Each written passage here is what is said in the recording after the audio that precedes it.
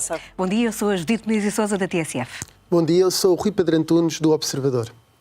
O último debate dos partidos com lugar no Parlamento acontece aqui na rádio. Para ouvir na Antena 1, na Rádio Observador, na Renascença e na TSF. Os convites foram dirigidos a todos os partidos com representação parlamentar, mas mais uma vez o Chega alegou motivos de agenda de campanha para não estar presente neste debate. E é por isso que o debate vai acontecer com quem escolheu estar presente aqui na rádio. Agradecemos a presença de Pedro Nuno Santos. Luís Montenegro está com um ligeiro atraso. Rui Rocha, Paulo Raimundo, Mariana Mortágua, Inês Sousa Real e Rui Tavares, bem-vindos.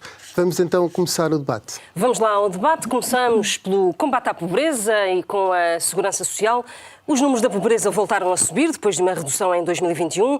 Quase 2 milhões de pessoas vivem com um rendimento inferior a 591 euros por mês. São dados do Instituto Nacional de Estatística e são sobretudo desempregados, mulheres e crianças, aqueles que estão em maior situação de risco. As prestações sociais ajudam, não resolvem tudo, mas o papel e a sustentabilidade da segurança social ganham agora relevância.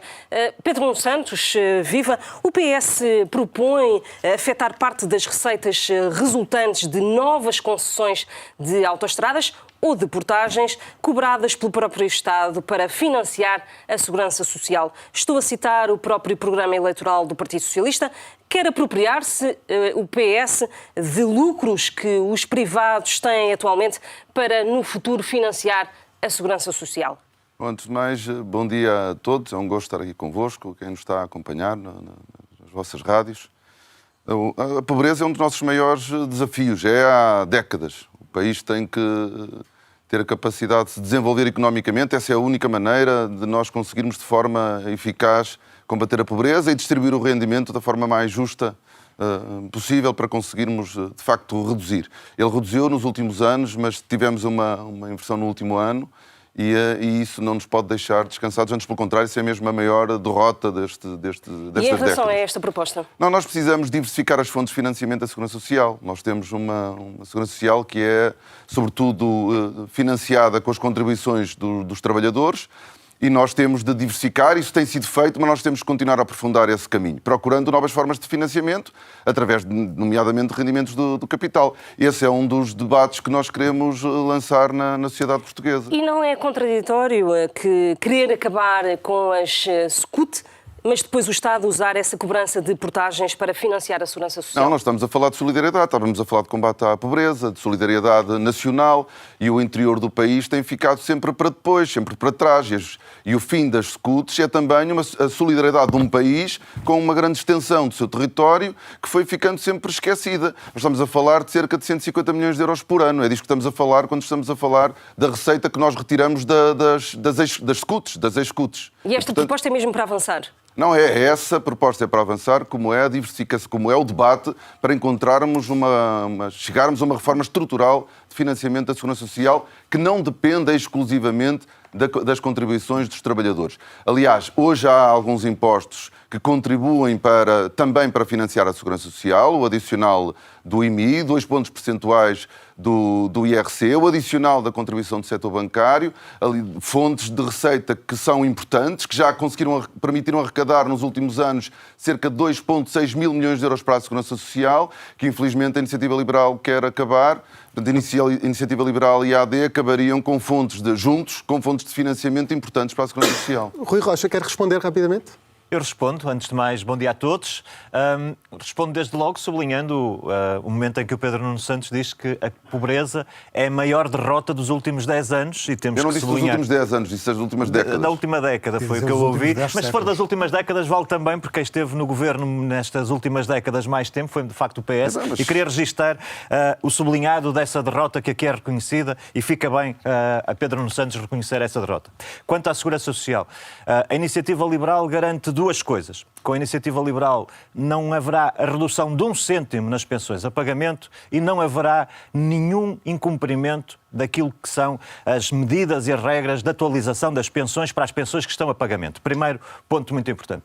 Segundo ponto importante. Nós temos que olhar para a situação que temos hoje, temos que olhar para quem tem 50 anos de idade e a expectativa que tem hoje é que a primeira pensão que recebe depois de se reformar, é correspondente a cerca de 50% do último Rui salário. Rocha, e um dos pontos que prevê é de facto um pilar de capitalização da Segurança Social e quer, aliás, financiar isso com a privatização ou com parte do lucro da privatização da Caixa Geral de Depósitos. O Luís Montenegro ainda não chegou, mas já disse que é contra essa privatização. Tem alguma forma alternativa para financiar essa fase de transição do sistema que não seja privatizar a Caixa Geral de Depósitos? Pedro, só para terminar, eu não creio que se possa dizer que temos uma segurança social sustentável quando, para quem tem 50 anos, estamos a dizer que vai ter uma perda de metade do seu rendimento no primeiro mês em que se reformar e começando a descer na idade, portanto as pessoas que estão a entrar neste momento no mercado de trabalho têm uma expectativa ainda pior e, portanto, isto não é sustentável. Portanto, com a mesma convicção que nós queremos garantir as pensões a pagamento, nos termos em que referi, também temos de ter a mesma convicção para defender o futuro de quem está neste momento no mercado de trabalho. Ora, aquilo que nós propomos parece-nos uma evidência. Temos que criar o tal pilar de capitalização, sem entrar em demasiada tecnicidade, a possibilidade das pessoas que estão no mercado de trabalho, para além de contribuírem para as reformas a pagamento, porque é esse o nosso modelo, começarem a constituir também a sua poupança. Isto tem, obviamente, uma questão de financiamento. Tem a ver com o financiamento, como é que se faz a transição. A nossa proposta é aquela que o Rui Pedro referiu, que é financiar com o resultado da privatização da Caixa Geral de Depósitos. E se não der? Se não der, nós insistiremos que há aqui uma questão de urgência. Nós não temos que estar submetidos à visão de outros partidos. Para nós é fundamental a reforma da Segurança Social, temos que garantir as reformas futuras. É evidente que há aqui um ponto, e o Pedro Nuno Santos também não o abordou, qualquer sistema, aquele que nós propomos, aquele que existe hoje, só é sustentável com crescimento económico. E esse é um dos problemas. Porque é que hoje, mesmo no modelo existente, temos um problema. Temos um problema de crescimento económico. Está a fugir à questão, mas eu vou, entretanto, ter que passar para a Mariana Mortágua. Já se percebeu que quase todos, ou todos, defendem, de facto, a diversificação das fontes de financiamento. Parece-me que o Bloco de Esquerda terá abandonado uma velha proposta de Francisco Louçã, mas eu não vou por aí, porque senão seria muito grande o debate. As empresas, por norma, querem diminuir a TSU. E eu faço-lhe a pergunta um pouco ao contrário, ou seja, os trabalhadores não têm também o direito de verem diminuídas as suas contribuições para a Segurança Social, por forma a aumentarem o rendimento? Bom, eu não sei a que proposta se refere, acho que o Bloco de Esquerda mantém essa coerência de diversificar as fontes da Segurança Social, quer através do valor acrescentado das empresas, que é a proposta histórica da esquerda, do mundo sindical, do Bloco de Esquerda, quer através de outras fontes de financiamento. Fizemos com o AMI, que é o Imposto sobre Património Imobiliário e de Luxo, é o que queremos fazer com o Imposto sobre Grandes Fortunas, porque sabemos que para além da pobreza há uma questão de desigualdades em Portugal. 1% da população em Portugal tem 23% de toda a riqueza aqui produzida, é o segundo país mais desigual da OCDE e por isso uma forma de combater a pobreza, de ter mais crescimento económico, é combatendo as desigualdades económicas. Isso certamente não se faz reduzindo o IRS aos maiores salários, como propõe a direita ou a iniciativa Mas admite liberal. o direito dos trabalhadores de reduzirem a contribuição da Segurança Social? As contribuições da Segurança Social são a garantia de que há uma pensão no futuro, são uma conquista da democracia, são a garantia que há proteção no desemprego, que há proteção na doença e penso que desvalorizar a Segurança Social e a sua utilidade é um mau serviço que se presta à democracia. As contribuições da Segurança Social são parte do salário e são aquilo que permite no futuro ter segurança e é por isso que são esta conquista. As propostas, como faz a Iniciativa Liberal, de privatizar uma parte da Segurança Social, correm sempre mal, são sempre desastrosas. Não é basta verdade. que Isso é falso. se ponha basta que todos os trabalhadores contribuam com 1.000 euros para um fundo privado, acabou-se de criar um rombo no ano de 1.700 milhões no sistema das pensões da Segurança Social, das pensões a pagamento. E, em segundo lugar, esses 1.000 euros, e é a proposta da Iniciativa Liberal, em vez de serem utilizados para pagar as pensões que agora, e num regime de solidariedade em que quem trabalha desconta para pagar as pensões de quem agora está reformado, a proposta é que esse dinheiro possa ser investido em mercados financeiros. Não é surpreendente, o objetivo não é proteger as pessoas, é entregar mais um negócio aos mercados financeiros. Mas vamos ver o que acontece quando esse negócio é entregue aos mercados financeiros. Houve uma primeira-ministra liberal que governou a Inglaterra durante mais ou menos um mês, não sei se durou mais ou menos que uma alface fresca, e nesse período o caos criado financeiro foi tal que os fundos de pensões perderam 40% do seu valor. O que quer dizer que quem se reformasse naquele momento e tivesse uma reforma dependente das pensões de mercado, perdia 40% do valor das pensões apenas porque houve um primeiro-ministro liberal irresponsável que rebentou com os mercados financeiros com a sua governação no Reino Unido durante um mês. E, portanto, é preciso proteger a segurança social e isso quer dizer aumentar as pensões, é a nossa proposta, diversificar as fontes de financiamento, certamente criar alarmismos, como fez o Partido Socialista, dizendo que não poderia cumprir a lei porque isso punha em causa 13 anos de sustentabilidade da segurança social, mentindo e enviando dados alterados ao Parlamento, não é uma solução. Paulo Raimundo, o PCP tem várias propostas para reforçar vários apoios sociais, mas como é que se garante que daqui a 40 anos há dinheiro para pagar as reformas, as pensões? Bom dia a todos, obrigado pelo convite, a todos que nos estão a ouvir. A primeira garantia para que se concretize isso é a questão central de sempre, que nós temos vindo a colocar permanentemente, e não vamos abdicar, que é o aumento dos salários. Primeira questão. Mas eu queria, respondendo à sua pergunta de forma direta, é o aumento de salários. É aí que está a solução dos problemas de hoje para 5 milhões de trabalhadores, é aí que está a solução para a sustentabilidade da segurança social, que já agora, não há nada que indique que esteja insustentável. Podem vir os medos todos, podem vir os papões todos, podem vir tudo. Há um facto objetivo. Não há nenhum problema de sustentabilidade com a segurança social. O que há um problema com a sustentabilidade da vida das pessoas, nomeadamente com os reformados e com as suas pensões. E há a questão da pobreza inicial, se me permitem, que é 2 milhões de pessoas em situação de limiar da pobreza. Mais de 200 mil crianças nesta situação. E não é por acaso que são as mulheres, um dos setores mais penalizados com a pobreza, porque são exatamente as mulheres que sofrem a maior discriminação salarial, têm os salários mais baixos e são aquelas que estão numa situação de precariedade maior. É preciso resolver isto. Sem resolver isto, não vale a pena darmos a chorar lágrimas de crocodilo. Mas, Paulo Raimundo, e aos reformados também. Porquê? Só dizer-lhe uma coisa. Quando diz que nada garante que a segurança social não esteja em risco, tendo em conta que tem diminuído o número de pessoas a contribuir para a segurança social, não é um risco real que existe? Não, vamos lá ver. Voltando ainda à pobreza, vou responder à sua pergunta. E não é por acaso que há outro setor que é um dos setores mais penalizados pela pobreza, que são os reformados. Porquê? Tendo em conta as baixas pensões e reformas que existem. E é por isso que é preciso aumentar os salários e é por isso que é preciso aumentar as reformas das pensões. Exatamente para elevar o quê? As condições de vida e as contribuições para a segurança social. E nós não temos, é como disse, não há nenhum... há um livro branco, né? Penso que é branco, que é o seu nome, o livro branco da Segurança Social, que vamos conhecer os seus relatórios depois das eleições. Mas não há nenhum elemento concreto que nos diga que há um problema na Segurança Social de sustentabilidade. Pelo contrário. A Segurança Social reforçou as suas condições, reforçou até as suas condições financeiras e é nesse sentido que é preciso trabalhar. A melhor garantia, a única garantia que nós temos de sustentabilidade não é entregar o dinheiro que é do trabalho, portanto, é dos trabalhadores, a proposta que Pedro Nuno fez há pouco não colhe junto do PCP, a proposta de estudar eventuais formas de garantir a sustentabilidade. Vamos lá ver. Nós estamos de acordo e propomos a diversificação das fontes de financiamento da segurança social. Isso não tem a ver com um problema de sustentabilidade, tem a ver com um problema de justiça. É de ir buscar dinheiro, de facto, onde ele existe, para contribuir para a segurança social. Mas o dinheiro da segurança social é dinheiro do trabalho. É uma forma da redistribuição da riqueza. E esta que é a questão de fundo. E não se pense que a solução para os nossos problemas é pegar no dinheiro do trabalho e entregá-lo ainda mais, aos tais dos grupos económicos, dos tais dos 25 milhões de euros de lucros por dia. Este é que é o problema de fundo que nós temos que resolver. E há a questão central, volto a dizer, a garantia de sustentabilidade da segurança social e a garantia da vida das pessoas tem a ver com o aumento generalizado e dos salários e agora. Porque é agora que é preciso fazer. Porque a riqueza está criada. Não vale a pena nós apontarmos cenários económicos para o futuro, porque a riqueza está criada já. Ela vai continuar a ser criada no futuro, mas está criada já pelos 5 milhões de trabalhadores que trabalham todos os dias para o país e a economia a funcionar. Inês Sousa Real, viva. Tal como o PAN, o PS e o PSD admitem medidas para garantir que as prestações sociais não desincentivem a procura de emprego. Mas como é que se garante que há emprego digno? O PAN propõe a supressão do rendimento social de inserção. Há hoje um estigma para quem recebe prestações sociais? Antes de mais, muito bom dia. Cumprimento não só quem nos acompanha lá em casa, mas também todas as colegas e os colegas de painel e também os moderadores deste debate.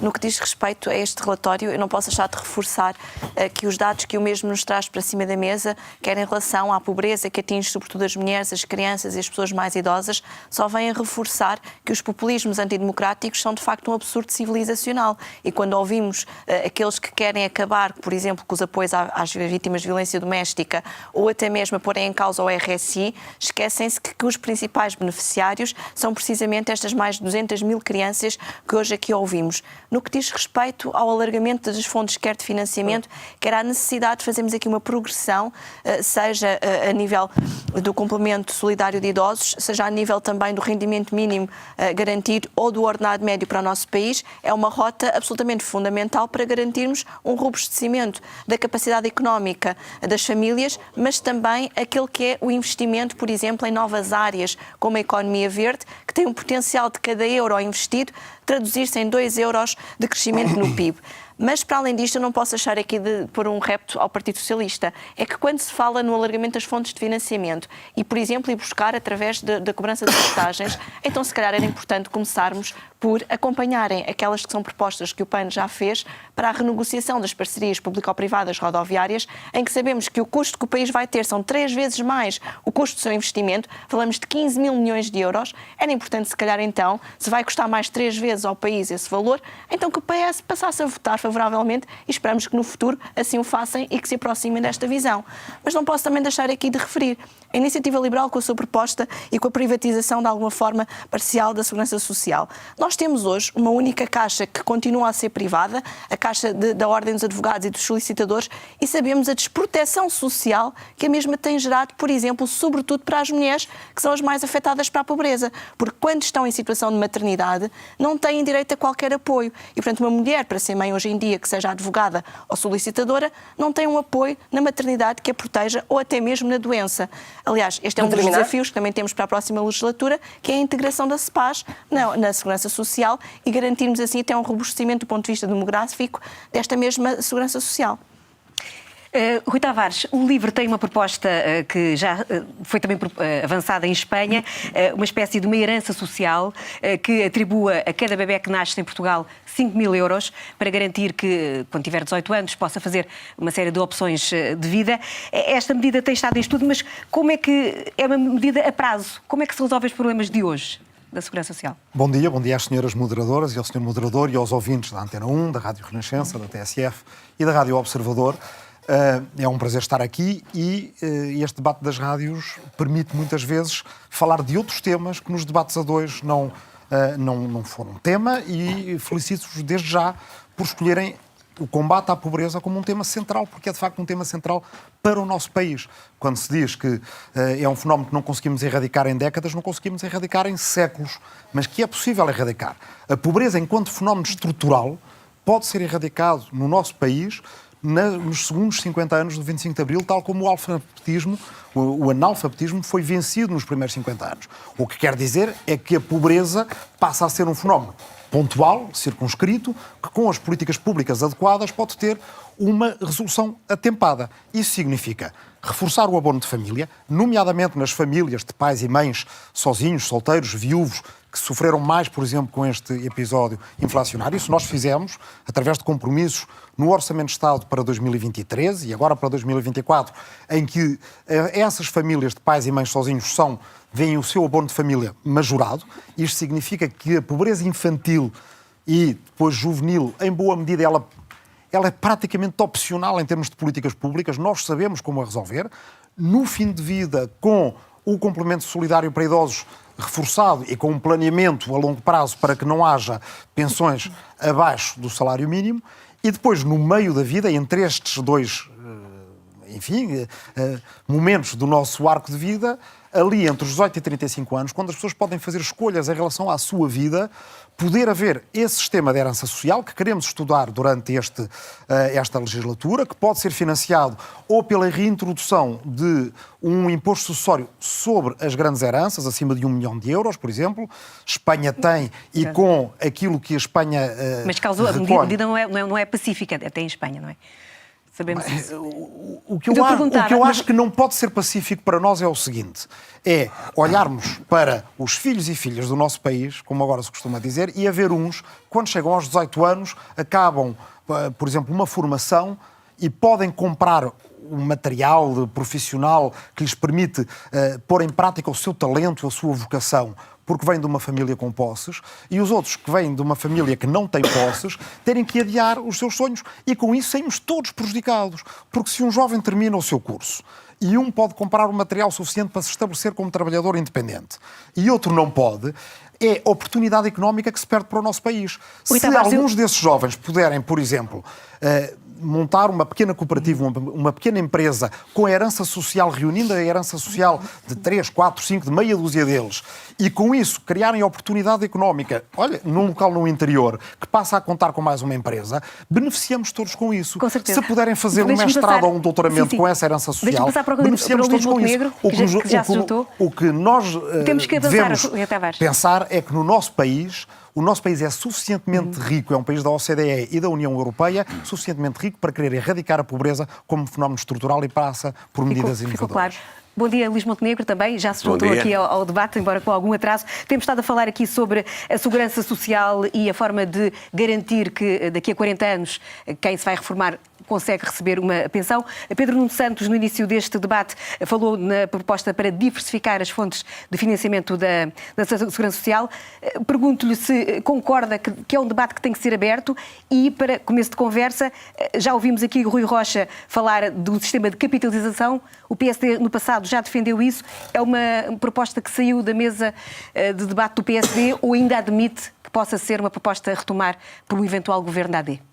Bom, antes de mais, muito bom dia a todos e cumprimentar todos os colegas de debate, os moderadores, pedir desculpa por este atraso, mas efetivamente vim do Norte e as condições climatéricas hoje não ajudam a que a viagem decorra sempre com a capacidade de não perder algum tempo. Bom, mas indo direto ao assunto, aquilo que me parece mais importante realçar neste domínio é o seguinte: nós temos hoje um governo que assegura a sustentabilidade da Segurança Social e que assegura até que nos últimos anos se conquistaram anos de sustentabilidade da Segurança Social.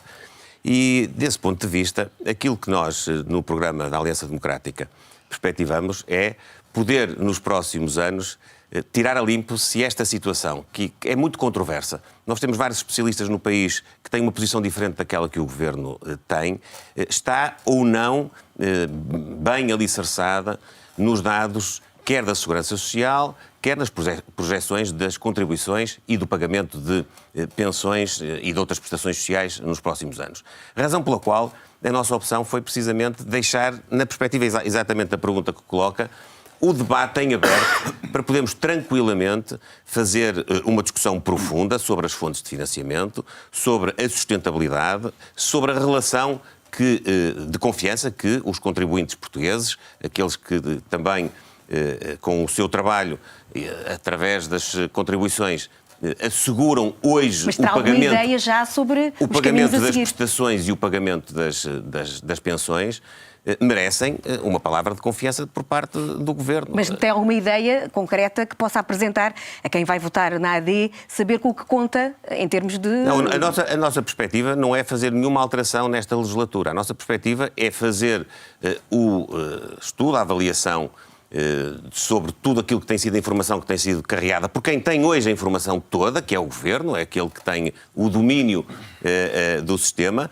para podermos concluir se estamos ou não estamos nessa rota de sustentabilidade. Porque já houve outras alturas em que outros governos asseguraram igual capacidade de sustentabilidade e depois veio-se a verificar que era necessário fazer introduções legislativas para assegurar precisamente o fator de sustentabilidade. Uma das propostas da Iniciativa Liberal que tinha a ver com utilizar também o lucro de uma eventual privatização da Caixa Geral de Depósitos, pergunto se esse debate também está encerrado para o PSD ou se está incluído nesse pacote. Está fora de hipótese, porquanto nós não perspectivamos nenhum tipo de privatização de nenhuma parcela do capital da Caixa Geral de Depósitos. Já deve ter seguramente ouvido a proposta do Partido Socialista de que, eventualmente, as receitas resultantes de novas concessões de autoestradas pudessem também financiar, contribuir para o financiamento da Segurança Social. É uma proposta que merece eco junto do PSD?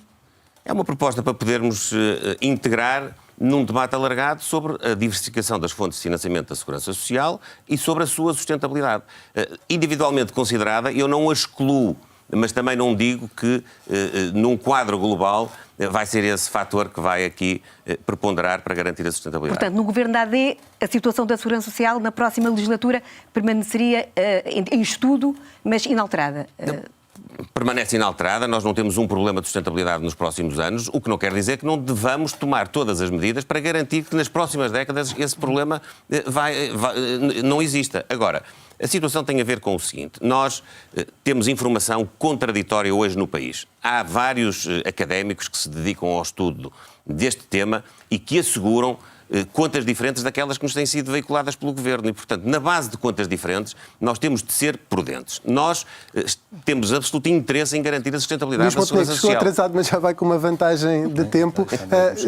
Já ficou claro que o PSD mostra abertura para um consenso até com o PS em algumas das medidas, uma até que está no programa do PS. Íamos avançar agora para a Justiça, porque os casos judiciais, de facto, têm marcado este período de campanha e numa situação até acabaram por provocar, foi um caso judicial que até acabou por precipitar esta campanha eleitoral. Os partidos têm discutido muito esta importância de uma reforma na Justiça. Pedro Nuno Santos, está disponível para um novo pacto de justiça com a Aliança Democrática durante a próxima legislatura? Pode aproveitar até para convidar já o Luís Montenegro, que sentou sobre a Segurança Social e também sobre um pacto para a Justiça. Não vale a pena estar a convidar nem a desafiar, porque já sabemos que o líder do PSD normalmente vem um ninho, não vem uma resposta. Posso, quando muito, falar da disponibilidade do Partido Socialista para procurar, em matérias de justiça, procurar o consenso mais alargado. Eu não tenho dúvidas nenhumas sobre isso. Nós precisamos de discutir a justiça em Portugal, nós precisamos de fazer essa reforma e essa reforma será muito mais sólida, consistente e duradoura se nós tivermos um amplo consenso, e não tenho nenhum problema, antes pelo contrário, acho mesmo que esse consenso deve ser procurado também com o PSD. Luís Montenegro, está disponível para esse consenso? Sim, estivemos sempre disponíveis para consensos, quer na oposição, quer até quando estivemos a exercer funções de governo, em matérias que são chave e que têm que projetar para o futuro do país estabilidade e durabilidade. Nós, na área da justiça, não vamos poder, como noutras áreas de resto, andar sucessivamente, governo após governo, a mudar estratégias e a mudar o sentido daquilo que é o funcionamento do sistema. E, portanto, o PSD e a Aliança Democrática estiveram, primeiro o PSD e agora a Aliança Democrática, disponíveis para poder consensualizar, sendo certo que aquilo que é importante é garantir, por um lado, que a justiça é mais rápida, é mais eficaz, garante os direitos, liberdades e garantias das pessoas, mas garante, sobretudo, que haja um fluxo processual que não prejudica a atividade económica, que não prejudica aquilo que é o trabalho que o país tem de fazer para criar riqueza, quer do ponto de vista da segurança social, quer do ponto de vista do equilíbrio social do país. Nós precisamos de criar riqueza. Só criando riqueza é que nós temos sustentabilidade na segurança social e temos também depois os sistemas públicos a contribuírem para que as pessoas possam ter um rendimento maior. Pedro Nuno Santos, o que é que precisa de mudar no funcionamento do Ministério Público? O PS propõe, por exemplo, a clarificação das formas de coordenação dos poderes hierárquicos na Procuradoria-Geral da República. Em que termos é que notou nos últimos desenvolvimentos a falta desta coordenação e desta definição sobre quem manda em quem?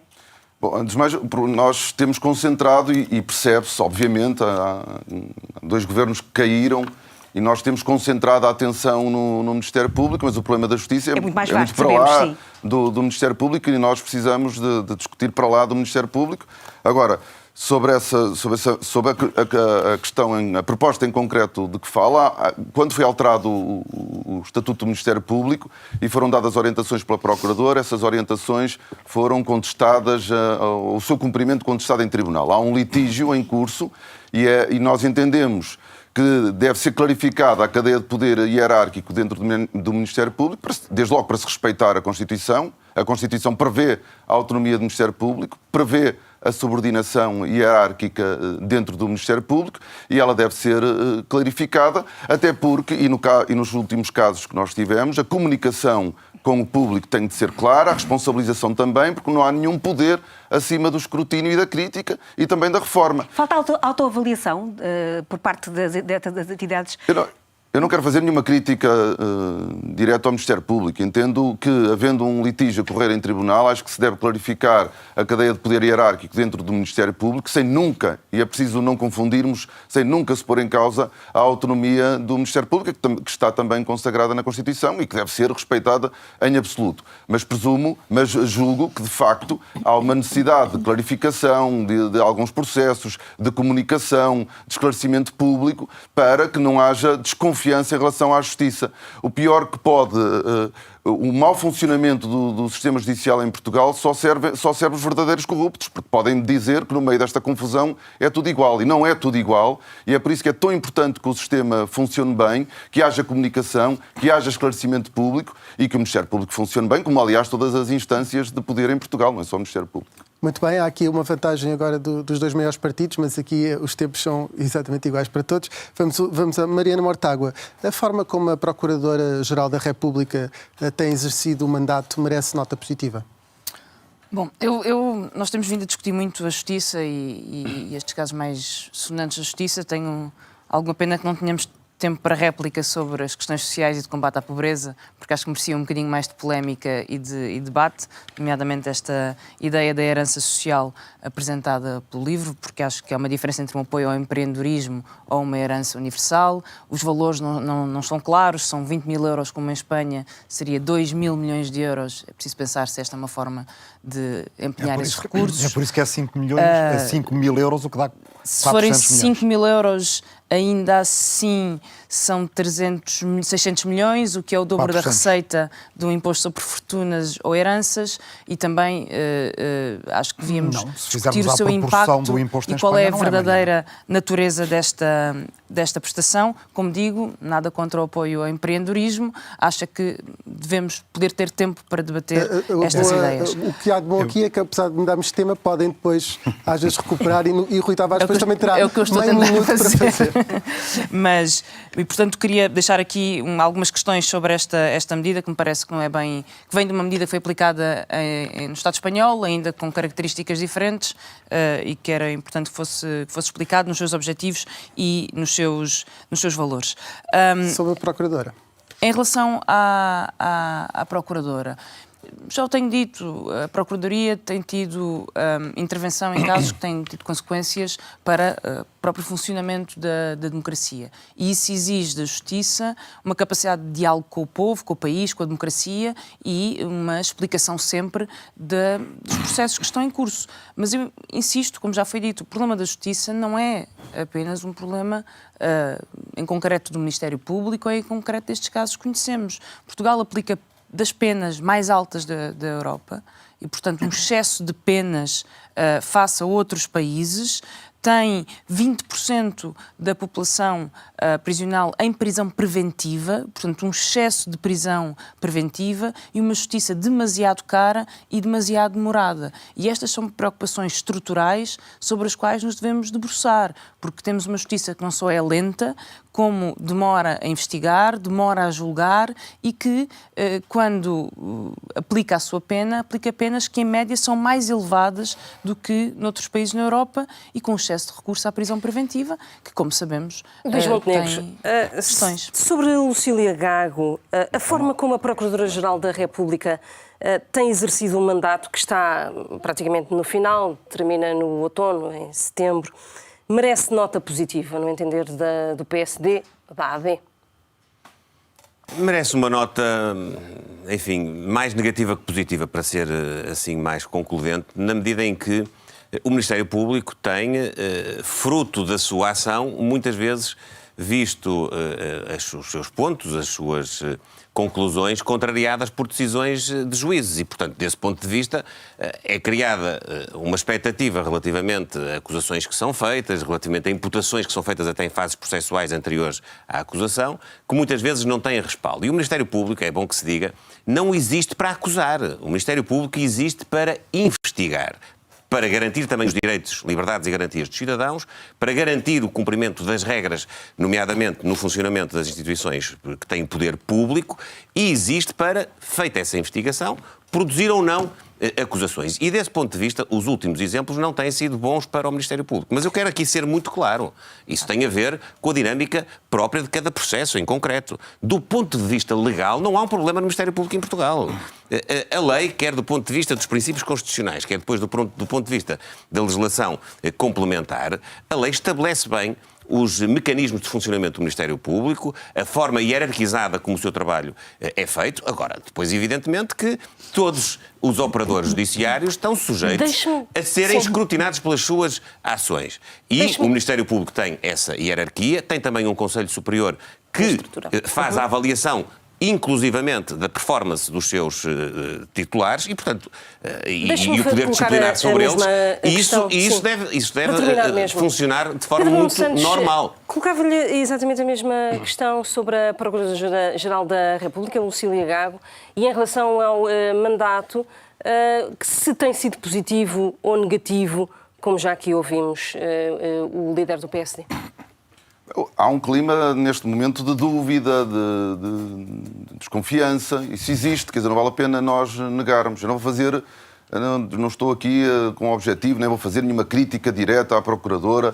Há um mandato que está a terminar. Nós não temos que estar aqui a fazer, nem devemos estar a anunciar mudanças e não substituições, quer dizer, não é isso que está em causa. Está em causa nós olharmos para a justiça em Portugal, para a confiança dos cidadãos neste poder tão importante, e é evidente que se há desconfiança em relação a muitos políticos e ao exercício de funções públicas, essa desconfiança também existe, mas a melhor forma de nós combatermos a corrupção, combatermos essa desconfiança, é termos confiança no sistema judicial. E também há hoje um grau de desconfiança considerável. E é por isso que nós temos que fazer esse debate, temos que pensar em conjunto se há necessidade de fazer alterações legislativas ou não, sem qualquer tipo de complexo. Este deixou, e ainda bem, de ser um tema fora do debate. Tem que estar, obviamente, em cima da mesa.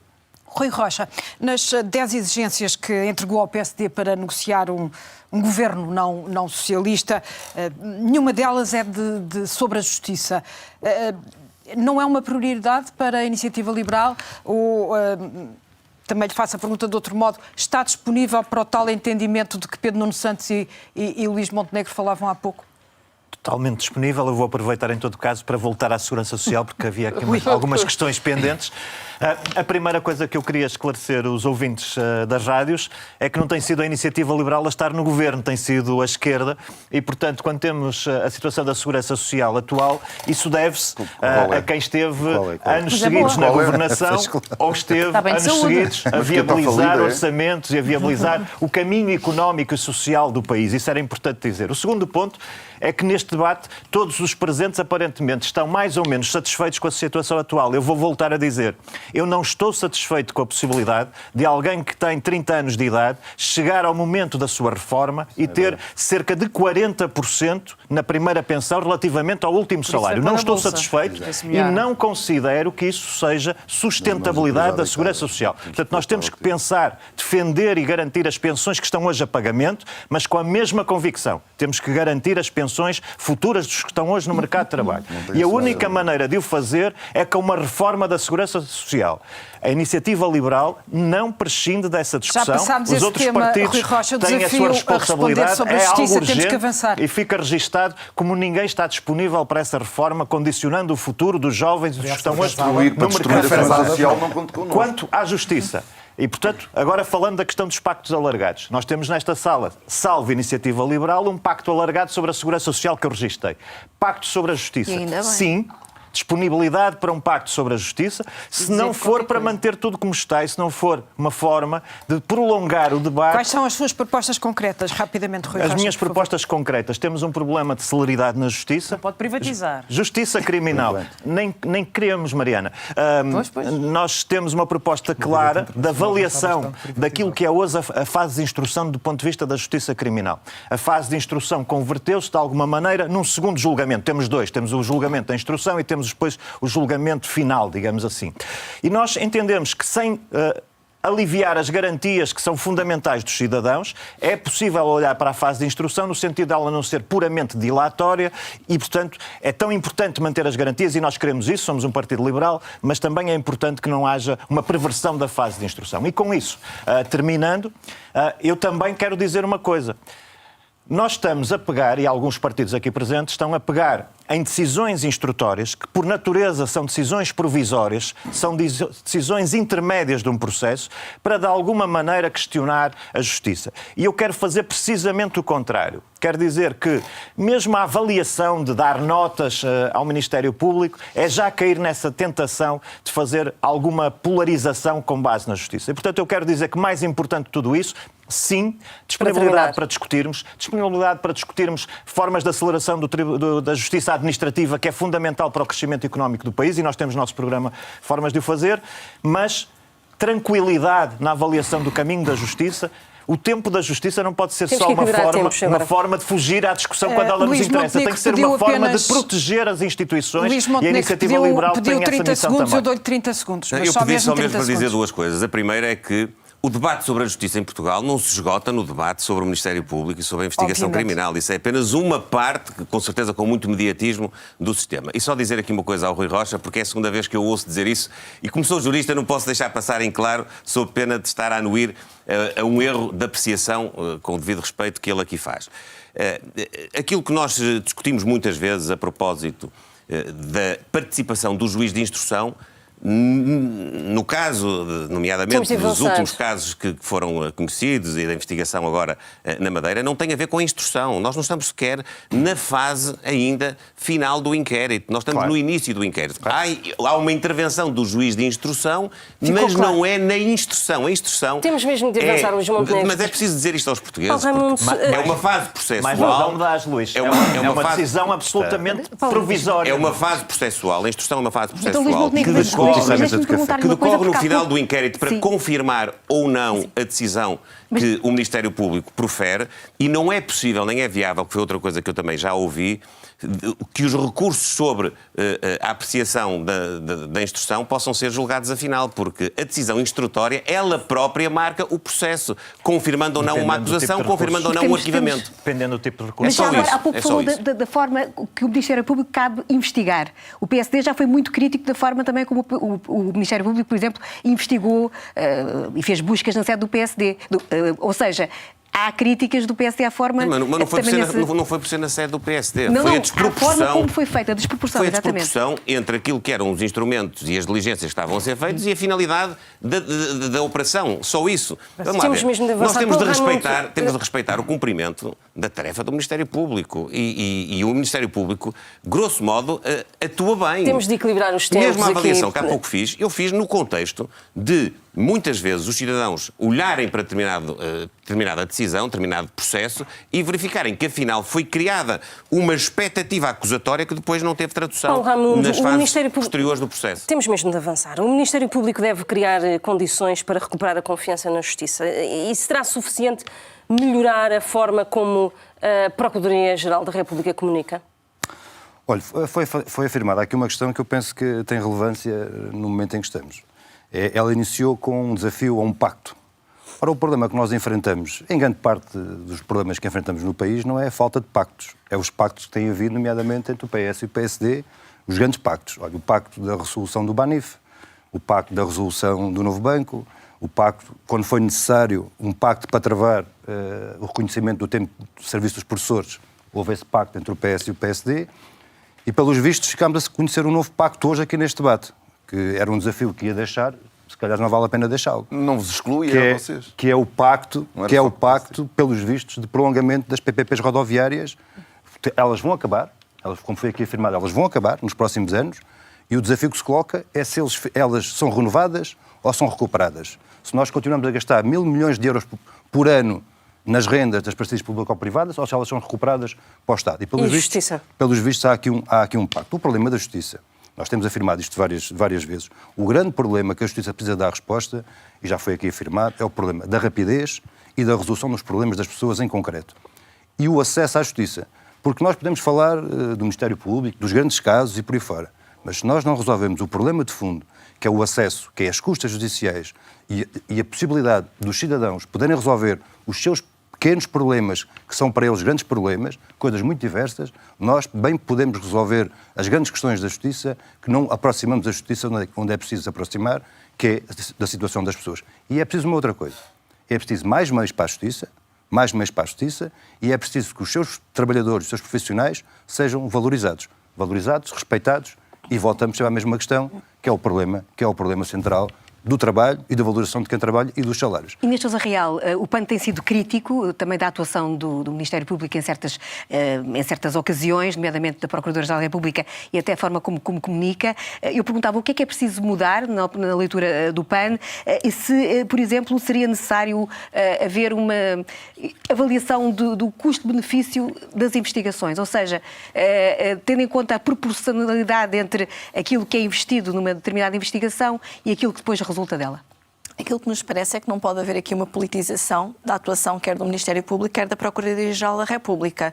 E, portanto, e mesmo neste debate e naquilo que possa ser a visão da reforma da justiça para o país, e em particular nos megaprocessos e nos crimes económicos, como é a questão do combate à corrupção, não pode haver depois uma tendência, como temos assistido, das reformas acontecerem precisamente para mitigar aquela que possa ser a sua capacidade de intervenção. Pelo contrário, o que o PAN defende é que haja um reforço de meios para a investigação, mas nesse sentido, nem PS, nem PSD, nem a Iniciativa Liberal nos têm acompanhado. Aliás, não votaram sequer favoravelmente as propostas do PAN nesse sentido de garantir um maior investimento, quer nos meios técnicos de apoio ao TCIAP, quer também na própria estratégia de combate à corrupção.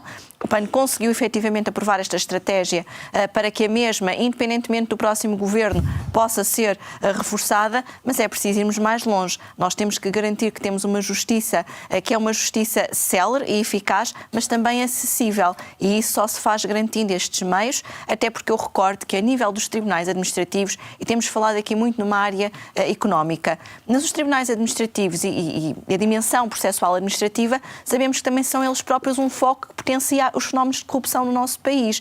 E nós temos hoje em dia uma média de uma pendência de 846 dias nos tribunais administrativos. E como é que se resolve? Com meios, ou seja, aqui de facto tem que haver mais meios, quer nos tribunais, do ponto de vista do apoio técnico aos magistrados, para que certos atos processuais sejam retirados da esfera dos magistrados judiciais e efetivamente não terem que estar aqui, sobretudo no âmbito dos megaprocessos. Nós não podemos ter a ilusão que os megaprocessos vão acabar de um dia para o outro. E sem haver este reforço de meios, os mesmos não vão ter uma diminuição da sua pendência e, por outro lado, precisamos de garantir a acessibilidade à justiça. Porque neste momento nós não podemos ter uma justiça que é só para ricos e que os mais desfavorecidos não têm acesso. E isso passa necessariamente por rever a tabela das custas processuais, o que também tem esbarrado aqui neste bloco central PS e PSD, mas precisamos de garantir que, para além da revisão da tabela de custas processuais, também os honorários destes profissionais são revistos, porque revisões de 3 cêntimos, como é que aconteceu, é de facto absolutamente irrisório e nós precisamos ter uma justiça de qualidade se queremos robustecer depois as respostas que damos nesta dimensão. E isto passa não apenas pelos megaprocessos a nível económicos, mas também na dimensão, por exemplo, da violência doméstica ou na dimensão, por exemplo, da proteção dos crimes, naquilo que é a prevenção dos crimes ambientais, cuja taxa de tramitação processual é baixíssima e, portanto, nós não podemos continuar a ter este tipo de denúncias que depois não são consequentes, penhorando até aquilo que é um património futuro do nosso país e também noutras dimensões sociais, como, por exemplo, os crimes contra animais de companhia, em que muitas das vezes acabam por nem sequer ser tramitados e prescrever. E, portanto, há aqui uma dimensão social da justiça muito mais ampla, uma reforma que tem que ser feita, mas eu acho que o facto do Pacto da Justiça ter sido colocado na gaveta nos últimos anos acaba por simbolizar bem aquilo que tem sido a ausência de um rasgo ou de uma visão mais aprofundada em termos de reforma estrutural que tem falhado claramente no nosso país. Rui Tavares está aqui com algum desequilíbrio de tempo. Depois deixo responder à Mariana Mortágua, mas para não desfocarmos da justiça... Não, é melhor depois, porque agora estamos a falar de justiça e depois, então, como tem ainda algum tempo, eu dou-lhe um minutinho para responder à Mariana Mortágua. 30 segundos. Defende um consenso alargado defende um consenso alargado na justiça. Há algum partido que exclua desse consenso? Bem, claramente há um partido em Portugal que está interessado em cavalgar a percepção de que na política são todos uns malandros e está interessado em afunilar o debate sobre a justiça, que é muito mais amplo, como já vimos aqui, do que apenas a corrupção e apenas a corrupção no setor político, para com isso extrair dividendos políticos. Eu creio que não podemos tratar um partido que, por exemplo, no seu projeto de revisão constitucional, estou a falar do Chega, estou a falar do ausente deste debate, no seu projeto de revisão constitucional, diz no artigo 26º da Constituição que diz simplesmente isto: é proibido obter informação sobre pessoas ou as suas famílias de forma abusiva ou contrária à dignidade humana. Ponto final. Eu acho que foi assim que em 76 se decidiu e é assim que qualquer pessoa deve ver os direitos fundamentais dos cidadãos. Mas o Chega não vê assim. Põe vírgula. No entanto, estes direitos podem ser restringidos por razões de segurança pública, que é a fasquia mais baixa de todas. Não é ataque terrorista iminente, não é um perigo para a segurança do Estado. É aquilo que um ministro da Administração Interna do Chega achasse que justificava obter informações de forma abusiva e contrária à dignidade humana. E é por isso que eu acho que há uma grande ingenuidade da parte da direita e do PSD em particular, quando acha que nesse pacto sobre a justiça pode pôr toda a gente no mesmo saco, ou seja, quem partilha valores civilizacionais europeus nos quais este artigo da Constituição se insere e quem acha que no rever da Constituição pode passar a ser legítimo obter informação de forma abusiva ou contrária à dignidade humana. E, portanto, se quiser ter tempo para responder à Mariana Mortágua... Sim, muito claramente. O que se passa aqui é assim, imaginemos duas jovens que terminaram a sua formação no Conservatório, digamos, de Braga. Uma é do centro da cidade e a família tem posses para lhe comprar um piano. Ambas podem ser a próxima Maria João Pires, a próxima pianista portuguesa de renome internacional. A outra é de Terras do Douro e não tem nem piano em casa e tem dificuldade em vir ensaiar ao centro de Braga. E não tem transporte para chegar a Braga. O que nós dizemos é, como herança social, ela pode comprar esse piano, que pode fazer dela uma pessoa, a próxima Maria João Pires, da qual nos orgulhamos. E, portanto, é bem redutor considerar isto um apoio ao empreendedorismo, embora nós não temos medo nenhum que seja um apoio ao empreendedorismo. Porque se forem 6 jovens que saiam da Escola de Artes e Design das Caldas da Rainha e que façam uma empresa ou entre eles, em vez de estarem a ir para uma multinacional da publicidade, provavelmente é mais oportunidade económica no país. Ou se forem jovens do Politécnico de Tomar que façam uma cooperativa de técnicas de restauro, por exemplo, é também mais oportunidade de desenvolvimento para o interior. Como fizemos no subsídio de desemprego para as vítimas de violência doméstica, o que nós dizemos sobre questões de segurança social é... Rui Pedro, não temos muito mais tempo. Vou concluir. Nem 1 milímetro atrás nos direitos conquistados, nem 1 milímetro de privatização da segurança social. Mas inovação nas políticas sociais para dar mais liberdade às pessoas, sim. Eu não sei se depois posso dar são duas notas. 10 segundos eu deixo, bem, mas senão... então depois, são 10 segundos mais para clarificar, porque a proposta foi inicialmente apresentada como um pagamento entre os 18 e os 35 anos, pago por um imposto sobre heranças e grandes fortunas. Pronto, Fazendo as contas sobre isto, dá 12,5 euros por mês. Já percebemos, vamos avançar. A vida da segurança social faz pouco sentido. Mas é importante... Rui Tavares e Mariana Mortágua. Mas é muito importante em relação aos números, para que não fique dúvida. Eu, se não me engano, muito rápido, se não me engano, o imposto sucessório em Espanha sobre grandes heranças, não tenho aqui os dados à minha frente, mas recolhe cerca de 3.200 milhões de euros anuais. À escala do PIB português, da população, isso significaria que 5 mil euros de conta poupança por criança, 400 milhões por ano, caberiam perfeitamente dentro de uma coleta mais ou menos equivalente à espanhola. Ficou claro. Estamos no tempo dos partidos e vamos olhar para o dia a seguir às eleições. O Presidente da República terá a partir daí uma palavra a dizer. Pedro Nuno Santos, em caso de um governo minoritário à direita, que garantias de estabilidade está disposto a dar ao Presidente da República? E faço logo a pergunta seguinte: qual vai ser a sua resposta se o Presidente impuser como condição que viabilize pelo menos o primeiro Orçamento de Estado? Bom, quer dizer, só voltamos ao tema. Eu já foi claríssimo sobre esse tema. Infelizmente, outros líderes partidários não foram e é a eles que deve ser colocada a questão. Eu, em matéria no que diz respeito, eu no que diz respeito a orçamentos, mas o PST é zero versão. Quer dizer, e era importante que de uma vez por todas, uma vez por todas, com frontalidade, clareza, honestidade e respeito para com o povo português, dessa resposta. nós não podemos estar a falar de orçamentos sem os conhecermos. Isso não existe, quer dizer, por respeito democrático. E disse no debate que a visão que nós temos do país e programática é muito distante da do PSD. Há um programa com uma aventura fiscal, com uma responsabilidade orçamental, com o início do esvaziamento de serviços públicos, que nos distancia profundamente. Agora, nós não damos respostas sobre orçamentos. Nenhum partido, aliás, anuncia votos em orçamentos antes de os conhecer. Puser como condição que haja uma viabilização do primeiro orçamento de Estado. Eu peço desculpa, nós temos muito respeito pelo Sr. Presidente da República e pelo povo português, e com o nosso programa, com as nossas propostas, com as pessoas que votam em nós. Por isso nós não podemos... Portanto, não aceitará essa pressão nós não por parte do Presidente? Nós não podemos dar sentidos de voto a documentos que nós não conhecemos, tão importantes como o Orçamento de Estado. Quer dizer, isso era um desrespeito total por quem vota no PS e dá confiança ao Partido Socialista. Coloco-lhe ainda uma outra questão. Quando diz que não está disponível para viabilizar nem promover uma moção de rejeição a um governo minoritário, no fundo, com essa posição, não acabou por fragilizar o Partido Socialista nos Açores? Não, as situações são diferentes. Nos Açores vota-se um programa de governo.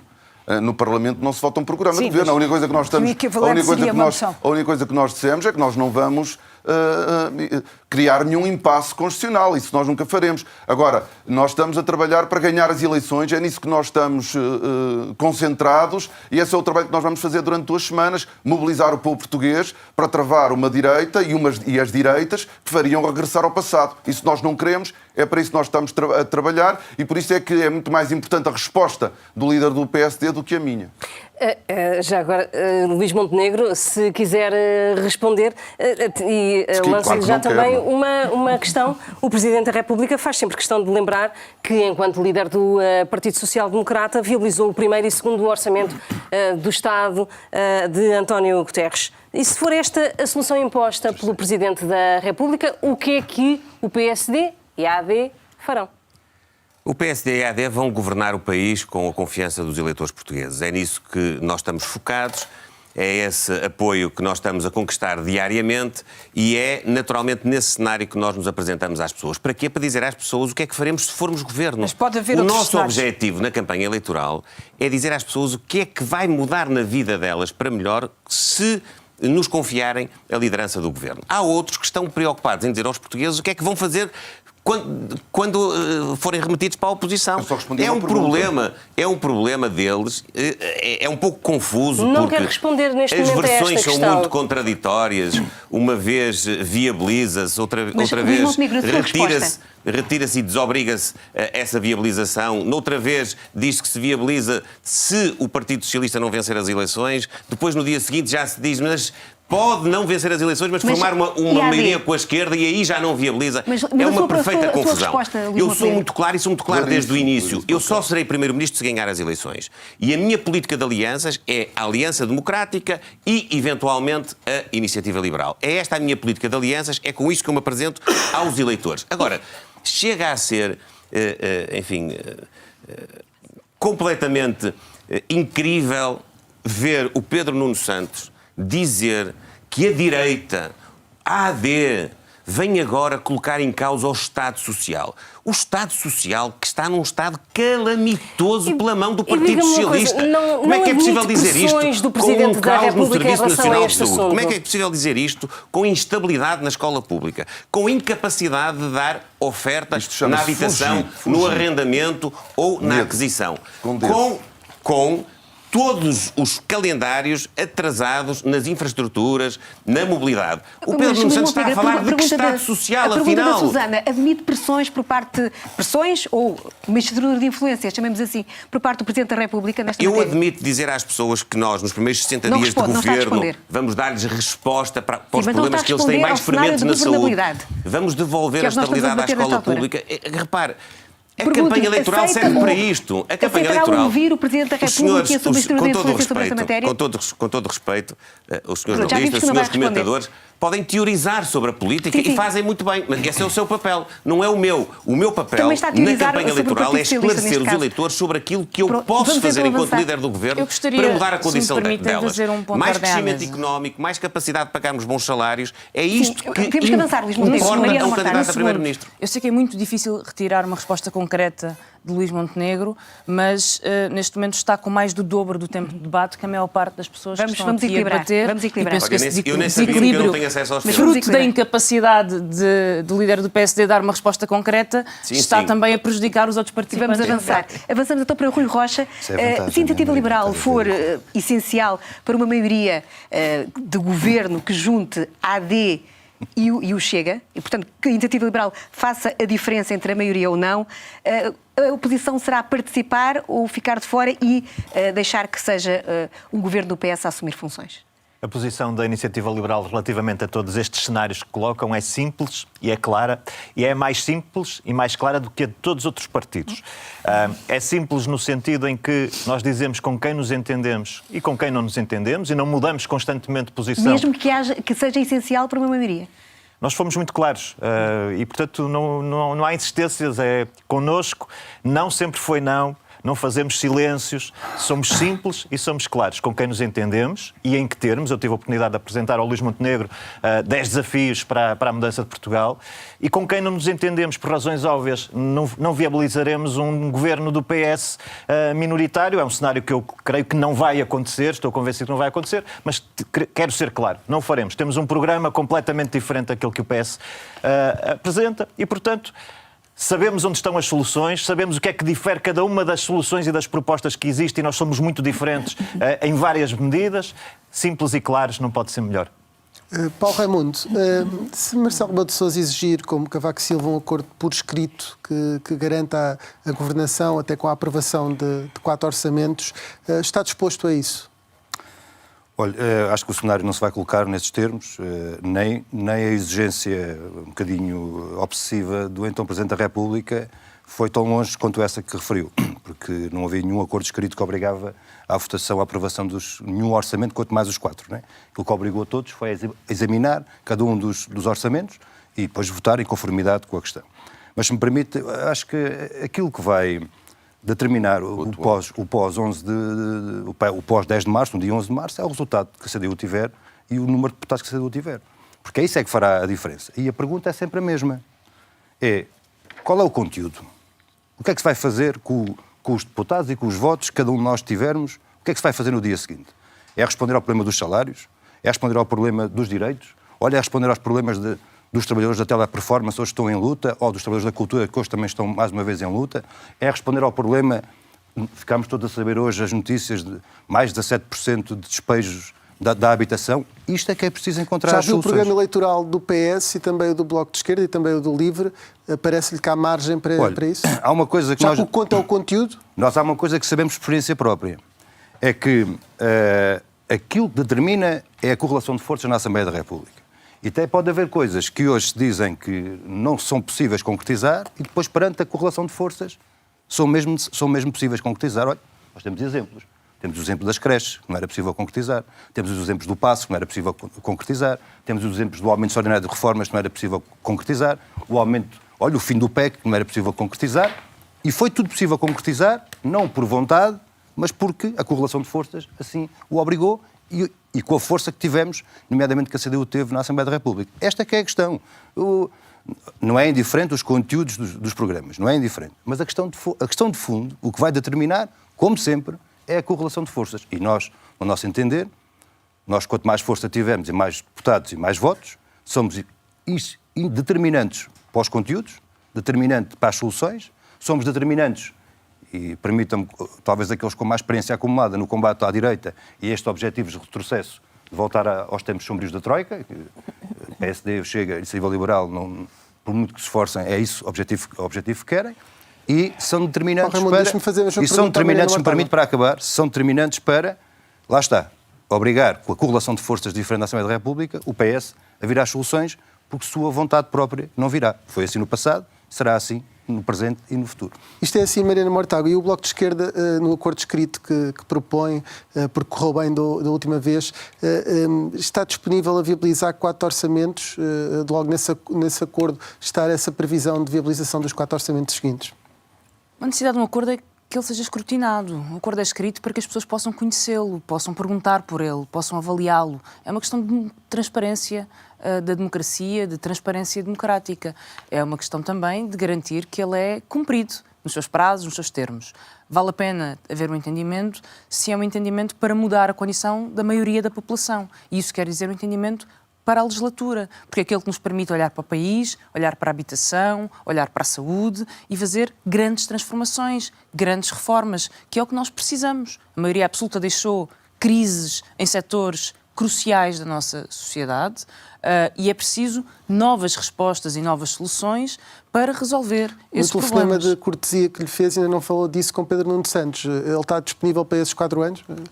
Repare, para um acordo para 4 anos. Estou aqui. Não vai haver... Não se já lhe comunicou? Podia-lhe ter comunicado? Acho que isso deve perguntar ao líder do Partido Socialista. Não vai haver nenhuma maioria absoluta. E, portanto, o que importa são as alternativas que estão em jogo. E a única alternativa que traga estabilidade ao país e uma mudança face à maioria absoluta, mas que não deite por terra os serviços públicos, que não deite por terra o combate à precariedade, que tenha um horizonte de aumento de salários, de crescimento económico, é uma maioria com a esquerda. O Bloco de Esquerda quer ser determinante e é a força do Bloco de Esquerda que pode impor a essa maioria medidas que de outra forma não estarão lá. E é por isso que temos sido claros desde o início relativamente à necessidade deste entendimento, desta maioria e da força e dos votos no Bloco de Esquerda. Já foi assim no passado e, portanto, não há nenhuma razão que não possa voltar a sê-lo, sabendo que hoje é muito mais difícil e muito mais exigente porque os problemas no país se aprofundaram. São hoje mais profundos, mais graves e, por isso, exigem respostas também elas muito mais exigentes para ir às principais preocupações, como, por exemplo, baixar a prestação do crédito à habitação. Porque não fazê-lo com a Caixa Geral de Depósitos? Já tentaram convencer-me por todas as maneiras e feitios que é ilegal, mas não é ilegal, é possível. Proibição de venda de casa a não residentes. Há um acordo do Tribunal Europeu de Justiça que diz que é possível fazê-lo, embora depois se criem sempre pretensas impossibilidades e ilegalidades para não fazer aquilo que tem que ser feito para controlar a crise da habitação. Eu lembro-me de um tempo em que era impossível subir o salário mínimo, ou que a União Europeia queria aplicar sanções a Portugal.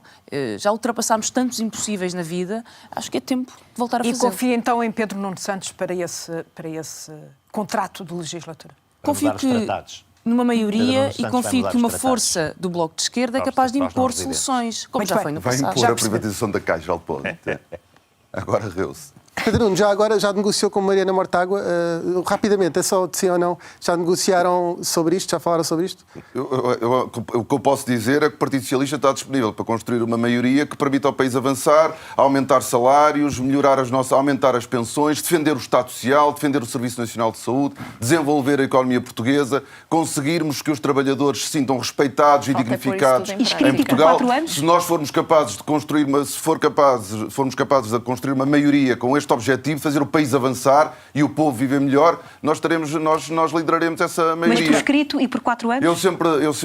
Eu pessoalmente, sempre defendi que os acordos devem ser escritos, por razões de transparência, de clareza. Isso não limitou, porque muitos dos avanços que eu aqui ouvi ainda há pouco o Paulo Raimundo falar não estavam na posição conjunta, o que quer dizer que um acordo escrito é mais transparente, permite que haja compromissos claros perante o público, perante o povo, mas os portugueses, mas não impede que nós possamos fazer mais do que o que está na posição conjunta. Portanto, eu sempre defendi um acordo. Muito bem, ficou escrito. Claro. Aliás, como Aníbal Cavaco Silva exigiu, e em 2015, e bem, porque foi um grande contributo para a estabilidade foi criticado por isso. daquele governo. E devia agora o Presidente voltar a exigir? Marcelo Rebelo de Sousa devia voltar a exigir? Eu não digo o que é que o Presidente da República deve ou não fazer. Eu respeito o Presidente da República, eu estou só a dizer aquilo que eu acho e na altura achei bem, tinha a mesma posição que o Presidente da República da altura. Inês Sousa Real chegou a dizer que se houver um bom dote, o PAN não dirá que não. Agora que conhece os programas eleitorais e já os terá lido, qual é o melhor pretendente? O Partido Socialista ou a AD? Antes de mais, permita-me referir que não deixa de ser curioso que ouvimos aqui, mais uma vez, toda a propaganda socialista, mas a verdade é que tiveram uma maioria absoluta que foi desperdiçada. E, de facto, demonstraram que não só uma maioria absoluta não é um sinónimo de estabilidade para o país, como acabou por haver reformas estruturais que eram fundamentais, porque quando nós hoje acordamos com notícias que nos dizem que mais de 17% das pessoas, neste momento, há um aumento face a 2022 de despejos, de ações de despejo, perante até a razão do incumprimento no pagamento da renda. Quando o PAN, por exemplo, propôs travar destes despejos na Assembleia da República, garantindo que havia aqui uma suspensão da penhora da casa de morada de família, o PS votou contra. Mas a direita também não nos acompanhou. Mas, Inês, o que passaram foi connosco. Mesmo com a maioria absoluta. Mas, Pedro, mas isso não é suficiente. Eu vi a Inês elogiar muito as suas propostas que passaram no Parlamento. Passaram no Parlamento porque o PS as aprovou. Mas nós precisamos de ir mais longe e precisamos olhar para o futuro. E precisamos, acima de tudo, esclarecer as pessoas estão ou não disponíveis para nos acompanhar nestas matérias. Porque a crise da habitação é, sem dúvida, uma das maiores crises que nós temos a este tempo, a par da pobreza, e precisamos ter um sinal claro do caminho que estão dispostos a fazer. E sabemos que a direita aqui, PS e PSD, e neste caso a Iniciativa Liberal, também não foram diferentes, porque também não acompanharam estas medidas. Então, e neste momento que conhece os programas, insisto na minha pergunta, qual é o melhor pretendente? Eu acho que para quem está lá em casa e quem nos acompanha, as suas preocupações não é se a solução está na trincheira da esquerda ou na direita. Nós, quando falamos em problemas graves como a da habitação ou do custo de vida, por exemplo, com o IVA zero, que não foi prorrogado até ao final do ano, ou até mesmo a baixa do IVA para a alimentação dos animais de companhia ou dos serviços médico-veterinários que continuam a ser tratadas como bens de luxo, é fundamental as pessoas perceberem o que é que estes partidos que estarão em condições de formar a governação estão disponíveis ou não para fazer nestas matérias, porque a verdade é que até aqui não nos acompanharam. E mesmo em relação, permita-me também, em relação à questão da linha de crédito que o Bloco de Esquerda vem aqui propor, quando foi para, neste caso, para as soluções do ponto de vista do empréstimo para a aquisição de casa própria, aquilo que, através da Caixa Geral de Depósitos, a questão aqui é que quando nós pusemos, por exemplo, uma linha de crédito extraordinária, o Bloco não nos acompanhou. Menos dívida. O Bloco não nos acompanhou. E nós estamos aqui a dizer o quê? Aos jovens que não têm direito a ter casa própria? Não, juros mais baixos. Ou o regime bonificado como beneficiar os nossos pais e avós? Quase todos nós estamos aqui. Curiosamente, quem não está é o único que tem em si uma situação meio estranha em relação à casa própria. Todos nós temos casa própria. Os jovens também têm direito a ter e a terem a reposição do crédito bonificado. E, portanto, aquilo que não o PAN vem dizer... Não deve ser o Estado a garantir os lucros da banca. E por isso mas nós acompanhamos, mas até aí nós acompanhamos claramente. Não temos é o preconceito que têm em relação àquilo que é linhas próprias para que também os jovens possam sonhar em ter casa própria, a par, como é evidente, das respostas para o arrendamento. Porque nós sabemos que este é um debate que tem que ser feito e que qualquer solução, inclusive através do património público do Estado, vai demorar tempo a ser implementada. E, portanto, não podemos ter a ilusão que até lá não tenham que existir ferramentas que digam às pessoas que a única solução é irem morar para a rua, e aqui nós temos um caminho que efetivamente tem que ser feito, inclusive ao nível da não discriminação, peço só mesmo para concluir, até porque os tempos de debate não têm sido efetivamente equilibrados e, portanto, mesmo a nível da não discriminação no acesso ao arrendamento, é absolutamente fundamental nós garantirmos isso. E fica muito claro para as pessoas lá em casa que há aqui uma resposta que não pode ser uma resposta do voto útil ou do medo, menos ainda em forças populistas antidemocráticas, porque elas não são a solução para o país e menos ainda para as questões sociais tão prementes no nosso dia. Rui Tavares, se ocorrer um cenário de instabilidade com sucessivos miniciclos, admite que o Presidente da República possa vir aqui a desempenhar um papel de uma magistratura de influência mais musculada? Sim. Bem, muito obrigado pela pergunta. Eu imagino que venhamos a ter perguntas sobre habitação e, portanto, por respeito ao que é o tema desta fase do debate, responderei muito diretamente. Nós podemos entrar numa fase de ingovernabilidade, podemos passar, como passou Espanha, por exemplo, de mini-ciclos políticos de 2 anos para microciclos políticos de 1 ano ou até menos, e aí, evidentemente, o papel do Sr. Presidente da República tem uma importância muito grande e começa desde já por isto que eu vejo poucas vezes ser referido. Nós temos posições públicas que são objetivas, que são conhecidas em relação à política de alianças. Praticamente, aliás, todos os partidos tiveram que responder em relação a esse tema. E, da leitura objetiva dessas posições, sabemos que há 3 campos políticos nestas eleições. Há um campo político da esquerda, há um campo político da direita democrática e há o Chega, que só conta para as contas do governo se tivesse, longe vá o agouro, uma maioria absoluta, porque todos dizem que não negociarão com o Chega. E, portanto, eu acho que para o Sr. Presidente da República este é um dado de base pelo menos tão importante quanto foi o dado sobre, até mais, sobre a pessoa do Primeiro-Ministro da última legislatura, que foi considerada uma condição imprescindível para a legislatura poder continuar, que fosse aquele Primeiro-Ministro que se tivesse apresentado a eleições. Mais grave seria a traição se, por acaso, se fizesse um acordo de governação tácito ou implícito com o Chega. E, desse ponto de vista, há uma pergunta que a direita não responde. E que é uma pergunta que é, aliás, das mais evidentes perante as sondagens que temos e os cenários que temos. Imaginemos que, numa sondagem recente, o campo da esquerda, aqui representado, em certas sondagens, tem 42% das intenções de voto. E a direita, a AD e a Iniciativa Liberal, têm 38%.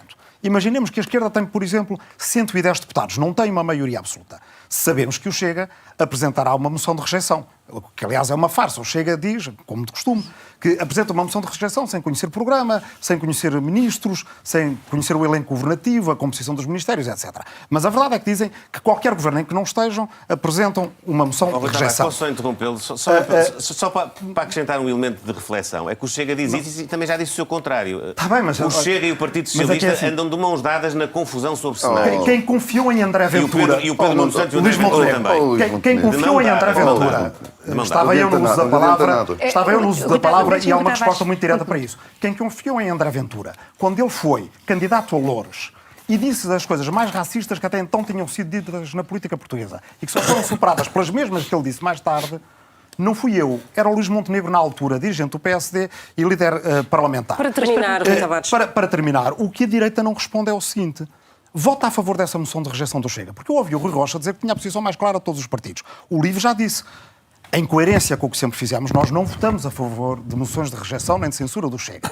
A Iniciativa Liberal vota a favor de uma moção de rejeição do Chega a uma governação de esquerda e se a AD e a IEL tiverem menos deputados do que a esquerda, juntam-se à extrema-direita para derrubar uma governação sustentada à esquerda. Rui Rocha, quer responder? Eu lembro que havia ali daquele lado quem ainda em 2016 dissesse que entre Trump e Clinton se abstinha. E foi o Luís Montenegro. Rui Rocha, como é que se posiciona nessa altura? Eu percebo a necessidade da esquerda de trazer aqui quem não não, está. Quem não está. A Iniciativa Liberal, se considerar que estão reunidas as condições, apresenta a sua própria moção de rejeição. Portanto, não votará a favor da moção. Eu percebo a necessidade da esquerda de trazer quem não está. Eu já tive a oportunidade de dizer que quem não está não faz parte da solução e, portanto, não vale a pena convocar quem não está cá e não quis estar, com falta até de respeito pelos ouvintes e pelos portugueses sobre a necessidade de responder, mas já que me deu a... Clareza de pouca dura. Já que me deu a palavra... Sobre esta questão, Luís Montenegro, o PSD admite apresentar ele próprio uma moção de rejeição ou votar a uma dos seus? Para mim a situação é muito simples. Quem vai viabilizar o governo são os portugueses no voto no dia 10 de março. E vai viabilizar um governo maioritário da AD, portanto, eventualmente com a Iniciativa Liberal. Temos de avançar. Tenham dúvidas sobre isso. Tudo o resto são jogos da política, são jogos do xadrez político que se entretêm muitos e não se concentram naquilo que é fundamental. As pessoas não querem saber disso hoje. As pessoas hoje o que querem saber é o que é que nós propomos para resolver os seus problemas. Como é que a economia vai gerar mais valor para pagar melhores salários? É preciso baixar os impostos. A esquerda discorda desta estratégia. Então, mas porquê é que para a vocês esquerda e para o Partido Socialista é impostos máximos e serviços públicos mínimos. Mas isso significaria que uma proposta de programa do Partido Socialista mereceria uma moção de rejeição do PSD? O que merece a atenção do PSD é esclarecer os portugueses para uma mudança segura de governo. Então vamos avançar. E são os portugueses que vão viabilizar o governo que vai entrar em funções a seguir às eleições. Vamos avançar por um dos temas que tem estado ausente dos debates, mas que ganha uma nova relevância nesta altura em que o mundo tem duas guerras em curso, duas guerras com implicações globais. A questão geral é quando é que Portugal deve gastar em defesa, os tais 2% que têm sido exigidos até para a NATO. Luís Montenegro, pega outra vez por si, no programa da AD prevê-se reverter a curva descendente do nível de recrutamento. Juntava duas questões numa só. Se pretende ou se pondera o regresso do serviço militar obrigatório e se está disponível para explicar aos portugueses, caso seja Primeiro-Ministro, que eles vão ter de ficar sem algumas, enfim, sem menos investimento noutras áreas para que se invista na defesa. Em primeiro lugar, não pomos em cima da mesa o regresso do serviço militar obrigatório, pomos em cima da mesa um sistema de incentivos para recrutar mais portugueses para o serviço militar. Em segundo lugar, é evidente que Portugal está comprometido do ponto de vista externo em reforçar o seu orçamento de defesa. Não é possível fazê-lo imediatamente. Tenho até muitas dúvidas que na próxima legislatura consigamos atingir esse objetivo, mas há uma coisa que é inequívoca. Nós sabemos quem são os nossos aliados. Os nossos aliados são os membros da NATO e, do ponto de vista social e económico, a União Europeia. É uma boa pergunta para pôr ao Pedro Nuno Santos. O que é que Pedro Nuno Santos vislumbra no horizonte de apoio dos partidos de esquerda relativamente a isto que é fundamental? Quais são, afinal, os valores e os princípios do Partido Socialista em Portugal? Já vou o Partido Socialista admite diga-me só, estar então de mão admite que dada não será no nesta governo legislatura com que será forças atingido os 2%. políticas que É isso. entendem que nós não devemos estar na NATO, com forças políticas que Já lá entendem iremos, que nós não devemos mesmo estar na tempo. União Europeia. É que esse é que é o ponto. O meu compromisso como Primeiro-Ministro é cumprir os acordos internacionais, estar na política de alianças que interessa a Portugal e, obviamente, estar num percurso de alinhamento com aqueles que são os nossos parceiros. E, de facto, nós vamos ter que reforçar o orçamento da defesa e já percebemos que isso é importante para nós. Não é só importante do ponto de vista coletivo, é importante para nós, para a nossa segurança. Mas não chegará aos 2% futura. desta legislatura? Acho muito difícil, nós estamos ainda longe desse objetivo e, portanto, temos um desafio social à nossa frente que passa por baixar os impostos, recuperar e salvar os serviços públicos que o Partido Socialista colocou numa situação caótica. E para pagar melhores salários Não é possível tudo. Garantir as pensões, dar a cada pensionista um rendimento mínimo de 820 euros, estamos a fugir do tudo tema, isto Luís Montenegro. são objetivos prioritários face ao investimento que temos que fazer nas Forças Armadas e na Defesa. O que não quer dizer que nós vamos relegá-las para segundo plano. Pedro Nuno Santos, a questão é a mesma. Como é que se fará esse reforço na defesa? O programa do Partido Socialista prevê caminhar rumo a essa meta dos 2% de gastos em defesa. Será nesta legislatura? Há um compromisso já assumido com a NATO. Eu julgo que é no final da década e esse compromisso é para ser respeitado. Aquilo que eu tenho dito é também aproveitar esse investimento com o qual nós estamos comprometidos a fazer com os nossos aliados para modernizar e desenvolver a nossa indústria. Isso tem que caminhar ao lado do nosso esforço com a despesa militar, que é um compromisso do Estado português, que o Estado português vai cumprir com os seus aliados em qualquer A indústria hesitação. militar, um reforço da indústria militar é uma das Obviamente, o reforço da não é? nossa indústria. É um dos pontos de contacto com o Bloco de Esquerda. O reforço da nossa indústria, obviamente, porque nós não podemos... Nós sempre fomos muito bons a comprar lá fora. É bom que aquilo que façamos do ponto de vista de investimento público, de despesa do Estado, seja para ter consequências na nossa indústria. Não há qualquer vacilar. Nós vivemos num tempo de grande incerteza, com uma guerra na Europa. Não há espaço a hesitação por parte do Estado português, nem dos seus líderes políticos, e é por isso que os líderes políticos devem ser claros, frontais nas suas posições e não estarem sistematicamente a esconderem-se atrás de biombos. E esta é uma questão fundamental quando nós temos não só que escolher partidos e projetos, mas ter que escolher também líderes políticos. Há compromisso em matéria de despesa militar, esse compromisso vai ser cumprido, ao mesmo tempo que nós fazemos os outros avanços, porque ao contrário do PSD, nós não vamos impor ao país um rombo de 23,5 mil milhões de euros em 4 anos. Isso é conversa. É conversa não, está no vosso programa. Isso é conversa. Ainda não fez as contas? Isso é conversa. Ao fim Pedro desde o nosso debate ainda não fez as contas. Fazem essa conversa lá fora. Pedro Nuno Santos, eu só não percebi em que tempo é que... Até ao final, nós temos um compromisso programado e, portanto, é cumprindo os prazos que estão já estabelecidos e acordados com a NATO que nós atingiremos os 2%. Eu julgo que até ao final da década que temos esse compromisso. E em relação ao regresso, a um possível, eventual, necessário regresso do serviço militar obrigatório? Não, o Partido Socialista recusa? Recusa, é contra o serviço militar obrigatório. Esse não é o caminho. O caminho deve ser, sim, valorizar a carreira dos nossos militares. Ainda que numa situação de guerra generalizada na Europa, nunca admitiria esse cenário? Achamos que não é esse o caminho. A forma mais correta é nós termos uma carreira militar que seja mais atrativa para que mais jovens possam aderir voluntariamente à carreira militar. Obviamente temos que rever a carreira e a grelha salarial.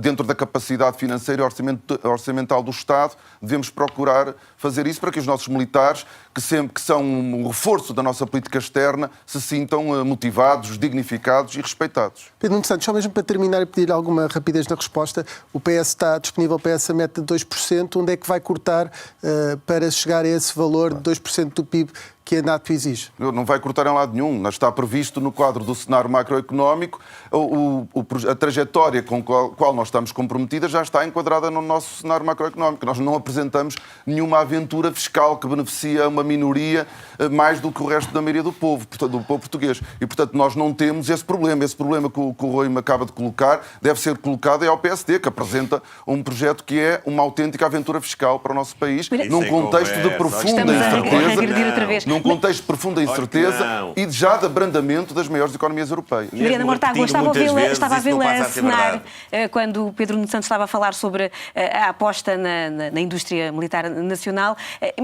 O tema do investimento na defesa é pacífico para o Bloco de Esquerda ou pode causar fricções em eventuais entendimentos futuros? Bom, em primeiro lugar, se não baixar o IRC à banca, talvez tenha dinheiro para fazer investimentos, por exemplo, na defesa. Mas eu queria só retificar uma coisa que foi dito, porque Luís Montenegro... mil declarações de IRC. O Dr. Luís Montenegro voltou a dizer que quer dar a cada pensionista um rendimento mínimo de 820 euros. Não é essa a proposta do PSD.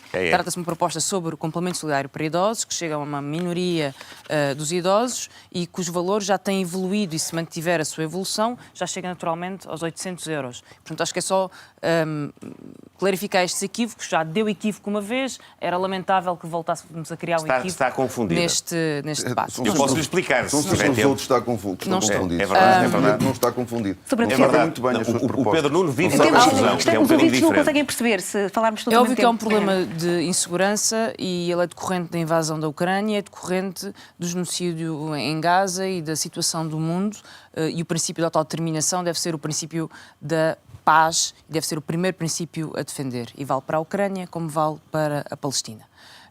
Penso que Portugal se deve colocar sempre numa posição de colaborar com iniciativas de paz e não com iniciativas de guerra. Vimos o que foi a participação portuguesa na guerra do Iraque, lamentável, uma mancha na nossa história que devíamos apagar pela mão de um governo do PSD, de Durão Barroso, que se juntou aos piores governos para aquela invasão do Iraque.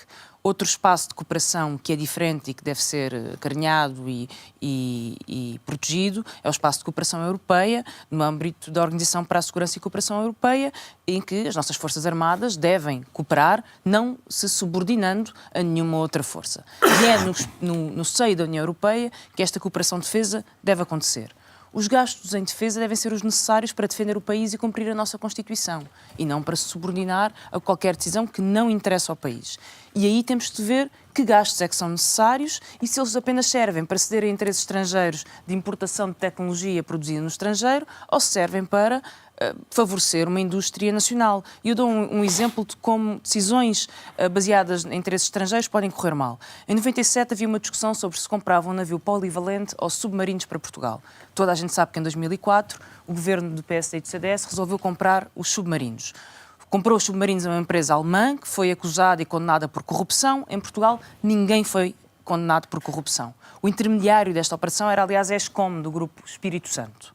Hoje, volta-se a discutir a importância de comprar um navio polivalente em vez destes submarinos, porque é óbvio que tem funções muito mais abrangentes. Pode servir para resgatar a população, pode servir para vigiar uma costa marítima com uma dimensão conhecida e rara na Europa, e é um dos exemplos de como Portugal poderia ter, desde o início, investido num navio polivalente, com muito mais valências ao serviço da defesa portuguesa, e tendo subjugado aos interesses da indústria alemã, comprar de submarinos cuja utilização é questionável e manutenção certamente muito cara.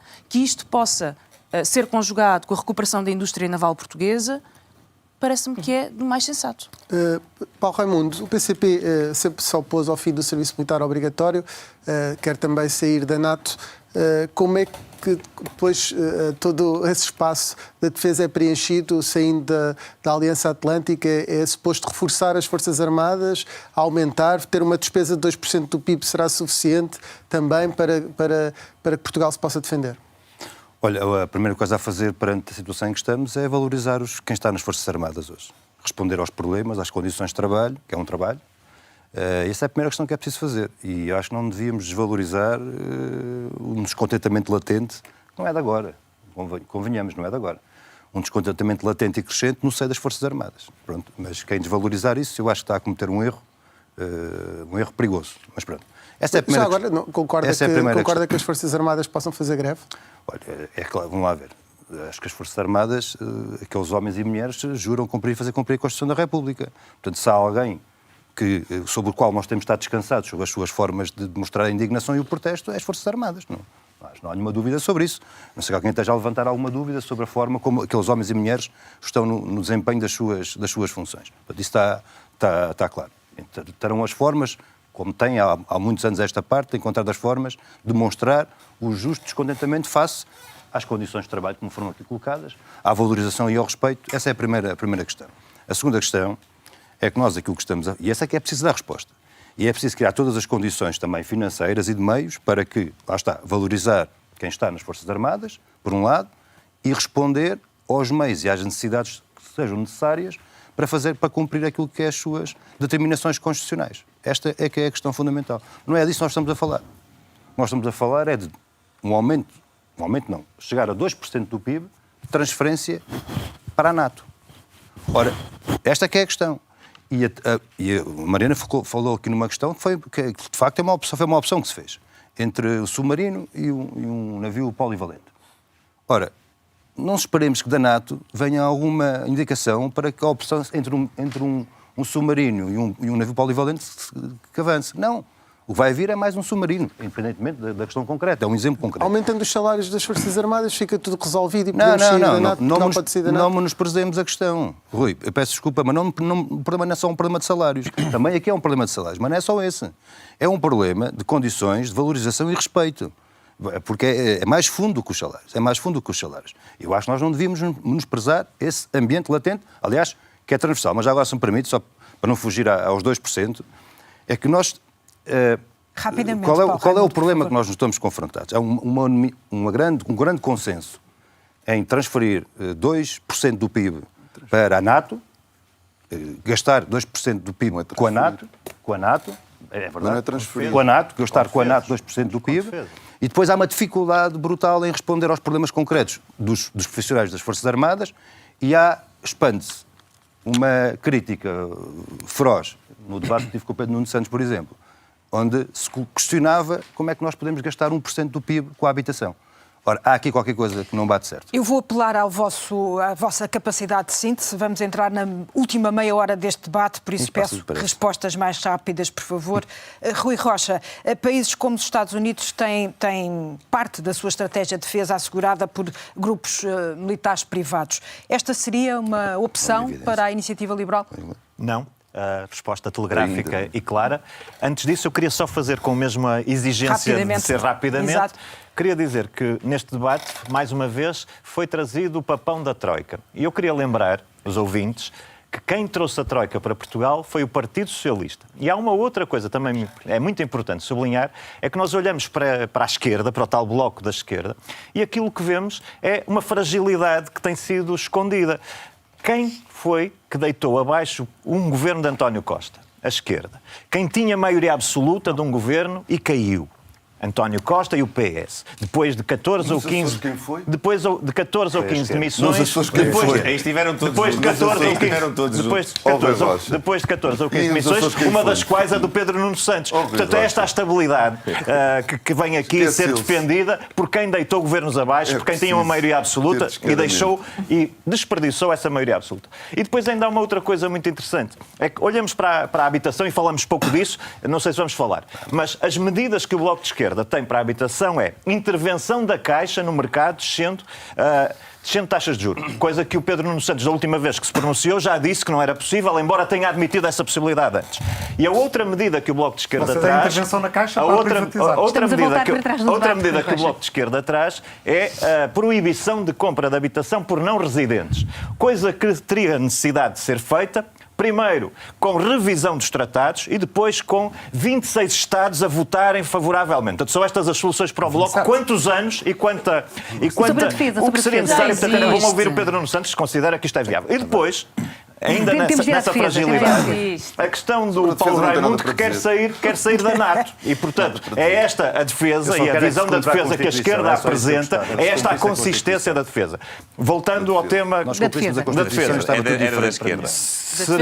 Serviço militar obrigatório, não. Até porque a defesa e as Forças Armadas precisam de especialização que não é compatível com uma recruta que não serve para nada, que não seja os jovens perderem tempo. Portanto, a própria defesa não está interessada nisso. Inês Sousa Real, as ameaças que surgem no programa eleitoral do PAN em matéria de defesa nacional relacionam-se com a preparação de efetivos e também de infraestruturas militares contra alterações climáticas e eventos climáticos extremos. Não é preciso preparar também as infraestruturas militares e os próprios efetivos para uma catástrofe nuclear, por exemplo? Permita-me só uma breve nota, porque não resisto de facto a dizer, nós acabámos aqui de ouvir mais uma vez a ladainha da ilusão liberal, porque depois, quando é preciso falar da Troika, mas quando se propõe, por exemplo, a renegociação dos créditos para as pequenas e médias empresas, a iniciativa liberal não nos acompanhar, de facto não deixa de ser curioso e de demonstrar mais uma vez, não fazem qualquer falta a Portugal, pegando no vosso próprio mote. Naquilo que diz respeito à defesa, o PAN é um partido que pugna pela não violência. Isso não significa que não tenhamos consciência que o momento que vivemos a nível global, quer na Europa, quer no mundo, é um momento muito complexo, que está a ter uma dimensão humanitária absolutamente inaceitável. Tem que haver aqui um esforço de cooperação internacional num sentido de reposição da paz muito mais premente, até por força daquilo que têm sido os crimes de guerra, quer do ponto de vista das mortes civis, da violação utilizada como crime de guerra, mas também da pegada ambiental. Nós não nos podemos esquecer que estas duas guerras, quer da invasão da Rússia à Ucrânia, quer na Palestina, na faixa de Gaza, têm tido uma dimensão absolutamente devastadora nestas duas dimensões, quer humanitária, quer ambiental, e é por isso que, na dimensão das Forças Armadas em Portugal, o PAN aquilo que defende passa necessariamente pela valorização dos profissionais. Nós reconhecemos e temos trabalhado nesse sentido, que é um problema que tem que ter solução do ponto de vista da valorização das carreiras. Não defendemos também o serviço militar obrigatório, mas do ponto de vista, depois, quer dos equipamentos, quer das infraestruturas, ou quando ouvimos Pedro Nuno Santos falar na questão das consequências a nível da indústria para Portugal e de apostarmos na indústria militar, nós não podemos deixar de nos preocupar com a que custo. Com o custo ambiental também, que sabemos que depois advém da utilização de equipamento militar para a biodiversidade e para aquilo que possa ser a natureza. É porque nós já sabemos o que é que vocês fizeram com a questão das centrais fotovoltaicas do lítio, pondo em causa até zonas protegidas como o Lobo Ibérico, mas vai ser também com essa mesma pegada que vamos ter do ponto de vista ambiental. Para terminar este bloco, gostava de perguntar a Pedro Nuno Santos e depois também... Só mesmo para concluir muito brevemente, é que nós não nos podemos esquecer que todo o equipamento militar, os testes, têm um impacto ambiental muito significativo ao nível da perda de biodiversidade, e qualquer transição tem que ser feita assegurando que todo o equipamento tem cautela esta dimensão. Ainda temos o Rui Tavares. Rui Tavares, deixe-me perguntar, o Presidente da República e até o Partido Socialista já admitiram o recrutamento de cidadãos estrangeiros para reforçar as Forças Armadas. Concorda com essa proposta? Não acho que seja uma proposta a avançar para ela de imediato quando há tanto por fazer. Gastos militares. Onde é que eles devem ser aumentados prioritariamente? Desde logo nos veteranos. Ainda não foram aqui referidos. Nós temos muitos milhares de pessoas que sofreram na guerra colonial, têm stress pós-traumático, que têm problemas em acesso à saúde, têm problemas com excesso de burocracia, e uma das maneiras que nós temos de mostrar às novas gerações que possam estar interessadas em servir o país nas Forças Armadas, que as respeitaremos sempre, é tratar bem os veteranos. E, portanto, nós temos em cima da mesa a proposta de a criação de um Instituto do Veterano para poder centralizar e reforçar os apoios aos veteranos. Em segundo lugar, Lei das infraestruturas militares. Há muita infraestrutura militar que está obsoleta, que está esvaziada no centro das nossas cidades, que pode ter valências muito importantes, que não estão, repito, porque às vezes dizem, porque aconteceu num quartel haver uma refuncionalização do seu uso, parece que está a ser feito no país todo. No país todo o que há é quartéis esvaziados que podem ser residências universitárias e, com isso, as Forças Armadas podem ir para aquartelamentos melhores. Equipamento militar. Temos uma zona económica exclusiva que é das maiores do mundo, muitíssimo difícil de defender, por onde passam grandes ameaças à escala global, também com interferência de atores externos agressivos, e é preciso que o equipamento militar tenha dupla valência de defesa e de conhecimento dos nossos fundos marinhos. Uma governação na qual o livre seja determinante não pode abandonar a Ucrânia tem que ser ajudada a vencer, tem que ter em cima da mesa o reconhecimento da independência da Palestina sem esperar pelo resto da União Europeia, porque não há solução de dois Estados sem reconhecer os dois Estados, e tem que ter o aprofundamento da União Europeia nas suas componentes de defesa. Uma Comunidade Europeia da Defesa, um Comissário Europeu de Defesa, porque não é através da OSCE, que ainda está mais paralisada do que a NATO, que nós conseguimos ter a arquitetura de defesa europeia que proteja Estados médios e pequenos como Portugal. À boleia daquilo que o Paulo Raimundo estava a pouco a dizer. Há uma pergunta que falta responder e que é importante, que tem a ver com os orçamentos, e que os orçamentos durante uma legislatura, o Rui Pedro fez essa pergunta há pouco e não tivemos a oportunidade de responder.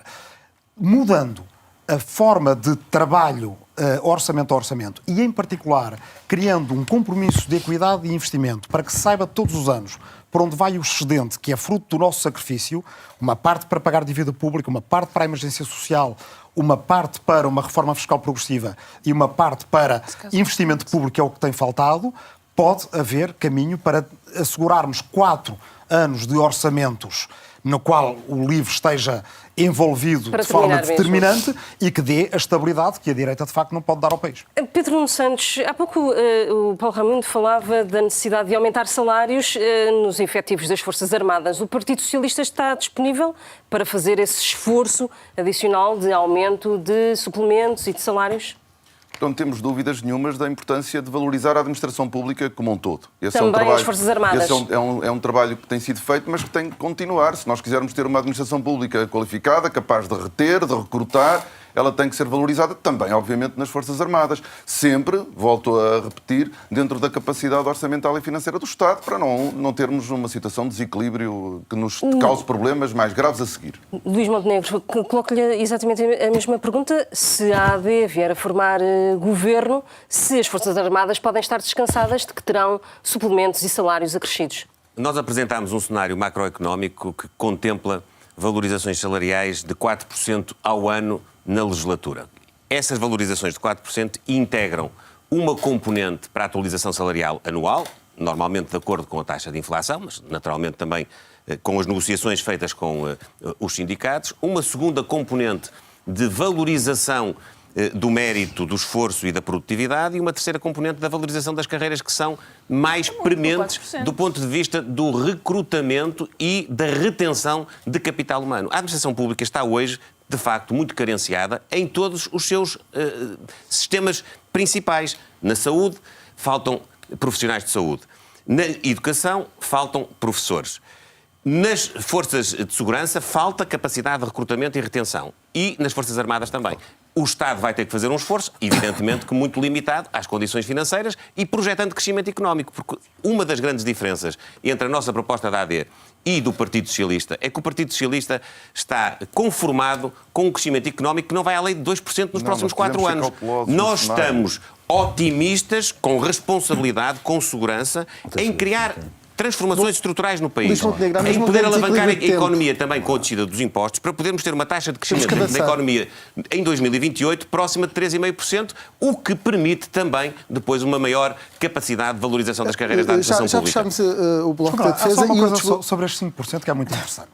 E que demonstra como o debate macroeconómico em Portugal está mal feito. Quer dizer, prometermos coisas, se crescermos 5% ao ano, se crescer 5% ao ano na próxima legislatura, sai da próxima mandato a jogar basquete. É por isso que defendemos que haja este compromisso. Quem é que prometeu isso? Não, então porquê é que não aceita fazer a discussão do compromisso de equidade e investimento, que é a versão nacional do Pacto de Estabilidade e Crescimento que entregamos a Bruxelas, de forma a ter todos os anos, no primeiro semestre, o quadro macroeconómico igual para todos, que é para não estarmos a discutir com base em suposições que avançar. Depois discutimos o cenário macroeconómico noutra altura, ou daqui a um ano fazemos um debate mesmo sem eleições, se não existirem, só para ver quem é que teve razão ou quem é que vai ter razão. Muito rapidamente, só porque fez agora 2 anos que se iniciou a guerra da Ucrânia, pedi uma resposta de sim ou não, vou todos muito rapidamente. Se o apoio financeiro e militar à Ucrânia deve continuar. Pedro Nuno Santos, de sim ou não? No quadro dos nossos parceiros da União Europeia, sim, nós devemos participar nesse esforço. Luís Montenegro? É rápido. Rui Rocha? Sim. Mariana Mortágua? Sim. Paulo Raimundo? Sim, devemos empenhar todos os nossos esforços na procura da paz, que é isso que é fundamental para o povo ucraniano e para o povo russo. Mas e para o financiamento? Todo o financiamento à reconstrução, à recuperação, todo o financiamento às instalações que foram destruídas. Apoio militar, nós já damos há 2 anos nisso. As consequências estão à vista dessa opção. E não vai melhorar se continuarmos nessa opção. Portanto, é contra o apoio militar, a favor do apoio... Todo o apoio a toda a gente, quer aos que lá estão, quer àqueles que estão cá no nosso país, naturalmente. Inês Sousa Real? A crise humanitária e também democrática que se vive na Ucrânia acaba por exigir que sim, que haja um apoio, quer financeiro para a reposição da paz, quer de soluções de acolhimento também, por exemplo, não só de estudantes, professores e de todas as pessoas que possam precisar também no nosso país de retomar as suas vidas, ajudando e cooperando nessa matéria do ponto de vista internacional e europeu, mas também... Bom, sim ou não para alguns de nós e para outros não foi sim ou não. Portanto, também, se puder justificar a minha resposta, tinha interesse em fazê-lo. Certo. E deixas a real. Por isso mesmo, Rui Tavares... Sim, Putin não para sozinho. Putin tem que ser parado. Não. E para derrotar esta tentação imperialista na Europa, sem a qual não teremos sossego, é preciso derrotar Putin. Muito bem. Continuamos nas perguntas, sim ou não. Também. Eu peço a vossa colaboração. E a pergunta também vai ser para todos. A pergunta também vai ser para todos. Estamos a celebrar os 50 anos do 25 de Abril. Há avanço ou não a fazer na democracia? É o caso do sistema eleitoral. Vou fazer a ronda por aqui. Mariana Mortágua, concorda com a introdução de um círculo nacional de compensação? Penso que é um caminho que devemos estudar sem distorcer a representatividade que neste momento existe e nunca abrindo a porta a círculos uninominais, que me parece que são uma distorção. Ainda para estudar. Paulo Raimundo? Acompanho esta opinião que foi dada. Acho que nós temos todas as condições para caminhar nesse sentido de reflexão. Rui Tavares. Ser compensação nacional, já apresentámos propostas, já apoiámos propostas apresentadas, por exemplo, pela Iniciativa Liberal. É incompreensível que PS e PSD não aceitem esse melhoramento na nossa democracia, que entre todos os democratas teremos de conquistar se não estamos a deixar pasto para populistas. Pedro Nuno Santos. Sempre disponíveis para qualquer reflexão, mas sempre no equilíbrio entre a representatividade e a governabilidade. Mas implica criar ou não um ciclo de compensação, Pedro Nuno Santos? Podemos fazer essa reflexão. O problema do sistema democrático em Portugal não é o sistema eleitoral como alguns querem fazer crer. Estamos disponíveis para o debate, mas há uma preocupação, há uma preocupação importante também com as condições de governabilidade, como aliás vamos assistindo. Mas concordas com o que existe nos Açores? São situações diferentes. Não, é o mesmo país? Não, são diferentes com a realidade geográfica. O PAN defende a existência de um círculo de compensação, porque nós não podemos continuar a ter mais de 500 mil votos a serem desperdiçados e não terem qualquer representação. A democracia beneficia disso, mas compreendemos que o PS e o PSD não queiram perder aquilo que é a sua representatividade. A nossa prioridade é acrescentar ao sistema proporcional maior representatividade. O que é que isto quer dizer? Que os círculos eleitorais com menos densidade populacional devem ter uma majoração de representatividade, porque senão qualquer dia temos os ainda mais... Os partidos grandes, já percebi, nunca aceitam um círculo de compensação. Rui Rocha. Mas depois na prática não tem... Mas eu queria só terminar. É só para não estar a concentrar em 3 ou 4 círculos todos os deputados eleitos para a Assembleia da República. É preciso representar também o território e não só as pessoas. Mas e o círculo de compensação permite um homem e um voto na Constituição. Como é que é? Muda a Constituição? Não muda. Há uma adequação do sistema eleitoral para privilegiar, dentro daquilo que é o sistema, mais representatividade e não descurando a proporcionalidade. Como já acontece hoje com o método onde começar. Mas pensa que o círculo de compensação não iria nesse sentido? Não iria nesse sentido, Luís Montenegro? Diga? O ciclo de compensação não poderia ir nesse sentido? Não considera Do nosso ponto de vista, é mais importante reforçar a representatividade dos círculos que têm menos população do que fazer o círculo de compensação. Nesta fase. Passar. Rui Rocha, eu sei que a IEL já apresentou uma proposta... A Iniciativa Liberal tem no seu programa, apresentou uma proposta na Assembleia da República nesse sentido, considera absolutamente necessário reforçar as condições de representação. Inês falou de 500 mil votos. Não foram 500 mil votos, foram 700 mil votos que não contaram para a eleição de um deputado na última eleição. E nós, nos 10 pontos que apresentamos ao PSD, consideramos que esse era um dos pontos que devia lá estar saliente e, portanto, é um sim... Mas não tem o apoio do seu parceiro aí do lado. É um sim, claro, à introdução do círculo de compensação como forma de assegurar a representação. É um problema da democracia e não podemos continuar a dizer que temos abstenção indesejável sem tratar desse problema que o Bloco Central, sistematicamente reconhecendo a existência do problema, há 30 anos está a discutir e a ponderar. Estamos a entrar no último quarto de hora deste debate. A próxima questão que coloco também a todos é se concordam com o dia de reflexão. Mariana Mortágua, ainda faz sentido estarmos ao sábado calados sobre um período eleitoral? Bom, é óbvio que o dia de reflexão teve aqui algumas alterações a partir do momento em que há regiões onde está a haver eleições e há voto antecipado, e isso deve-nos levar a refletir sobre se o dia de reflexão faz ou não faz sentido. Confesso que não tenho uma resposta de sim ou não neste momento. Sei que ele tem sido distorcido pelas hipóteses de voto antecipado que são importantes que existam, deixo para debate e para formar a minha opinião também depois deste debate. Paulo Raimundo. Olha, eu acho que há uma coisa que é clara para todos nós. Penso eu que depois de 15 dias de campanha, o dia de reflexão sabe bem para refletirmos de preferência na horizontal, fora de brincadeiras. Eu acho que é uma questão a refletir, não me parece que seja uma questão central nem da democracia, nem dos problemas que enfrentamos. Não ponho de parte, refletimos sobre isso, mas não vejo que esteja aí algum problema a ver ou deixar de haver. Não me parece que seja por aí. Rui Tavares. A democracia precisa de dias especiais. A eleição é o mais sagrado deles todos, mas um dia sem campanha antes da eleição, devo dizer uma coisa, não conheço ninguém que fosse a favor de abolir o dia de reflexão, que depois de ter feito uma campanha não queira manter o dia de reflexão, que é um dia de descanso também para muita gente que a seguir vai estar nas mesas de votos e a trabalhar. Pedro Nuno Santos. Não é uma questão central. Obviamente, hoje vivemos uma realidade diferente. As redes sociais vão estar sempre ativas durante o dia da reflexão. Isso também é verdade, mas também não prejudica o esclarecimento nós termos um dia diferente antes do ato eleitoral. Mas, quer dizer, mais uma vez, abertos também à reflexão, mas não é uma questão, de facto, central, não é um problema. As redes sociais não criam aqui um problema de legalidade, Inês Sousa Real, neste dia de reflexão? É evidente que existe aqui uma dificuldade e depois áreas cinzentas que possam dificultar a interpretação, mas mais do que a questão do dia de reflexão, que pode de facto ser ponderada, é a questão do voto antecipado e da mobilidade da votação, porque nós precisamos de garantir uma aproximação das pessoas ao voto e isso não está ainda plenamente consagrado, sobretudo se pensarmos nas comunidades portuguesas na diáspora. E quando temos tantas dificuldades e até custos inerentes à votação, eu acho que o debate tem que se fazer mais em torno de como é que vamos aproximar as pessoas das urnas e menos da questão do dia de reflexão, que para além da questão do descanso, como é evidente, também trata depois das outras dificuldades de controle e mecanismos, nomeadamente nas redes sociais e até na desinformação, na desinformação, que aí sim é difícil de combater quando depois não nos podemos pronunciar no dia de reflexão. Luís Montenegro. Não é claramente um problema, mas é um ritual da nossa democracia e eu acho que faz sentido mantê-lo, até porque este dia, apesar de tudo, se calhar é mais importante para fomentar a participação do que um dia de campanha com toda a dinâmica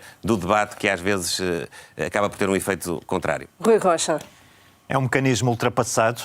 Trata-se de tentar parar o vento da história com as mãos. O vento não se para com as mãos e, portanto, o dia de reflexão não faz nenhum sentido no momento em que estamos.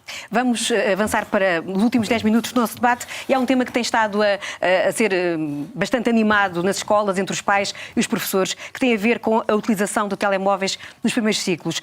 Mariana Mortágua, e a ronda será para todos também, deve o Ministério da Educação determinar limitações à utilização de telemóvel nos primeiros ciclos? O Bloco de Esquerda pensa ter uma proposta nesse sentido. Deve.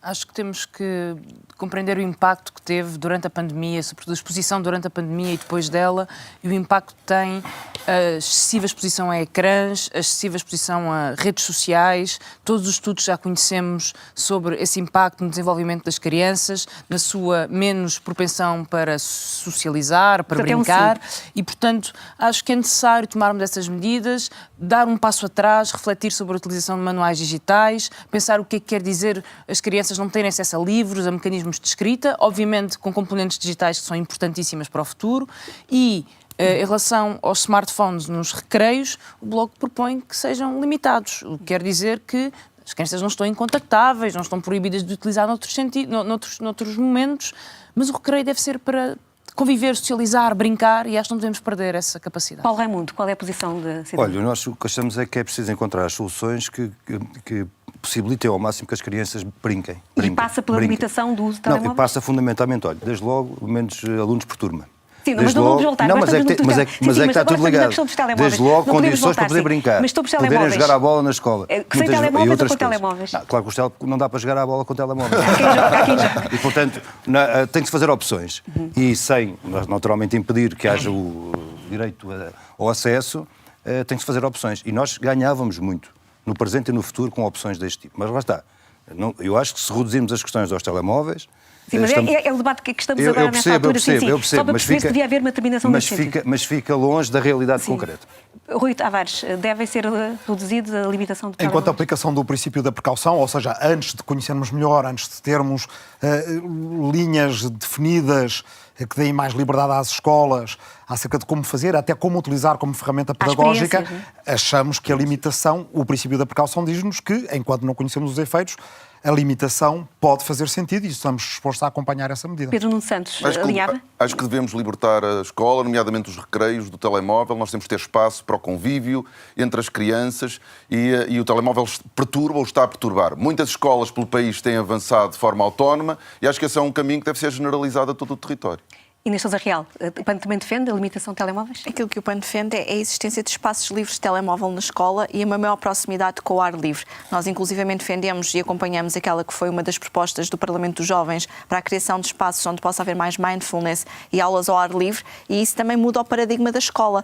E tem que se fazer aliando, por um lado, a tecnologia, mas sem que a tecnologia ponha em causa a criatividade e o desenvolvimento pessoal dos alunos. Luís Montenegro. Eu acho que vou surpreender o país dizendo que estou 90% de acordo com aquilo que disse a Mariana Mortágua. De facto, também concordo que o caminho para esta limitação deve ser percorrido, evidentemente que respeitando alguma especificidade que algum estabelecimento de ensino possa ter e, portanto, tendo alguma autonomia na decisão naquilo que é depois a concretização de um princípio base.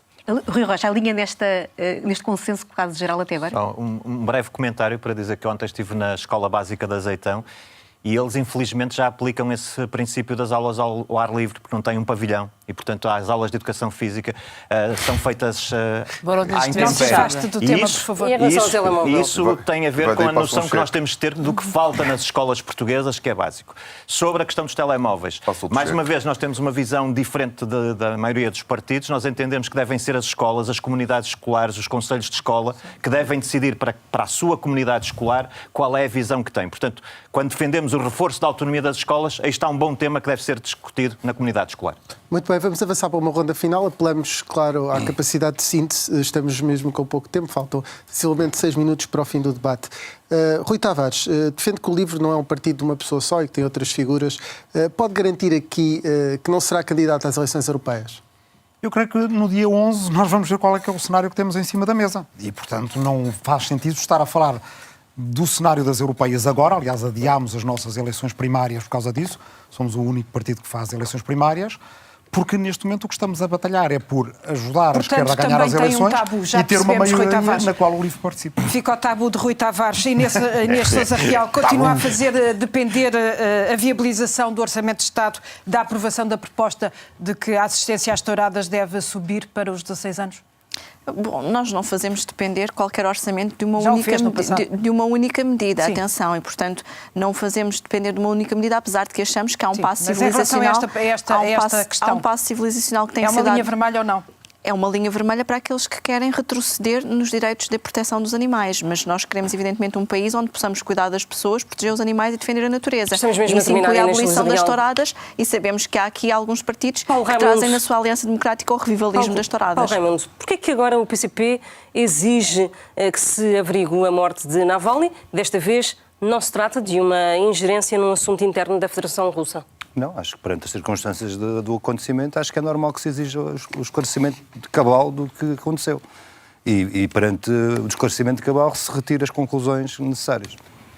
Rui Rocha, a Iniciativa Liberal tem feito muita campanha em hospitais, centros de saúde. Sabe quanto é que custa uma taxa moderadora nas urgências?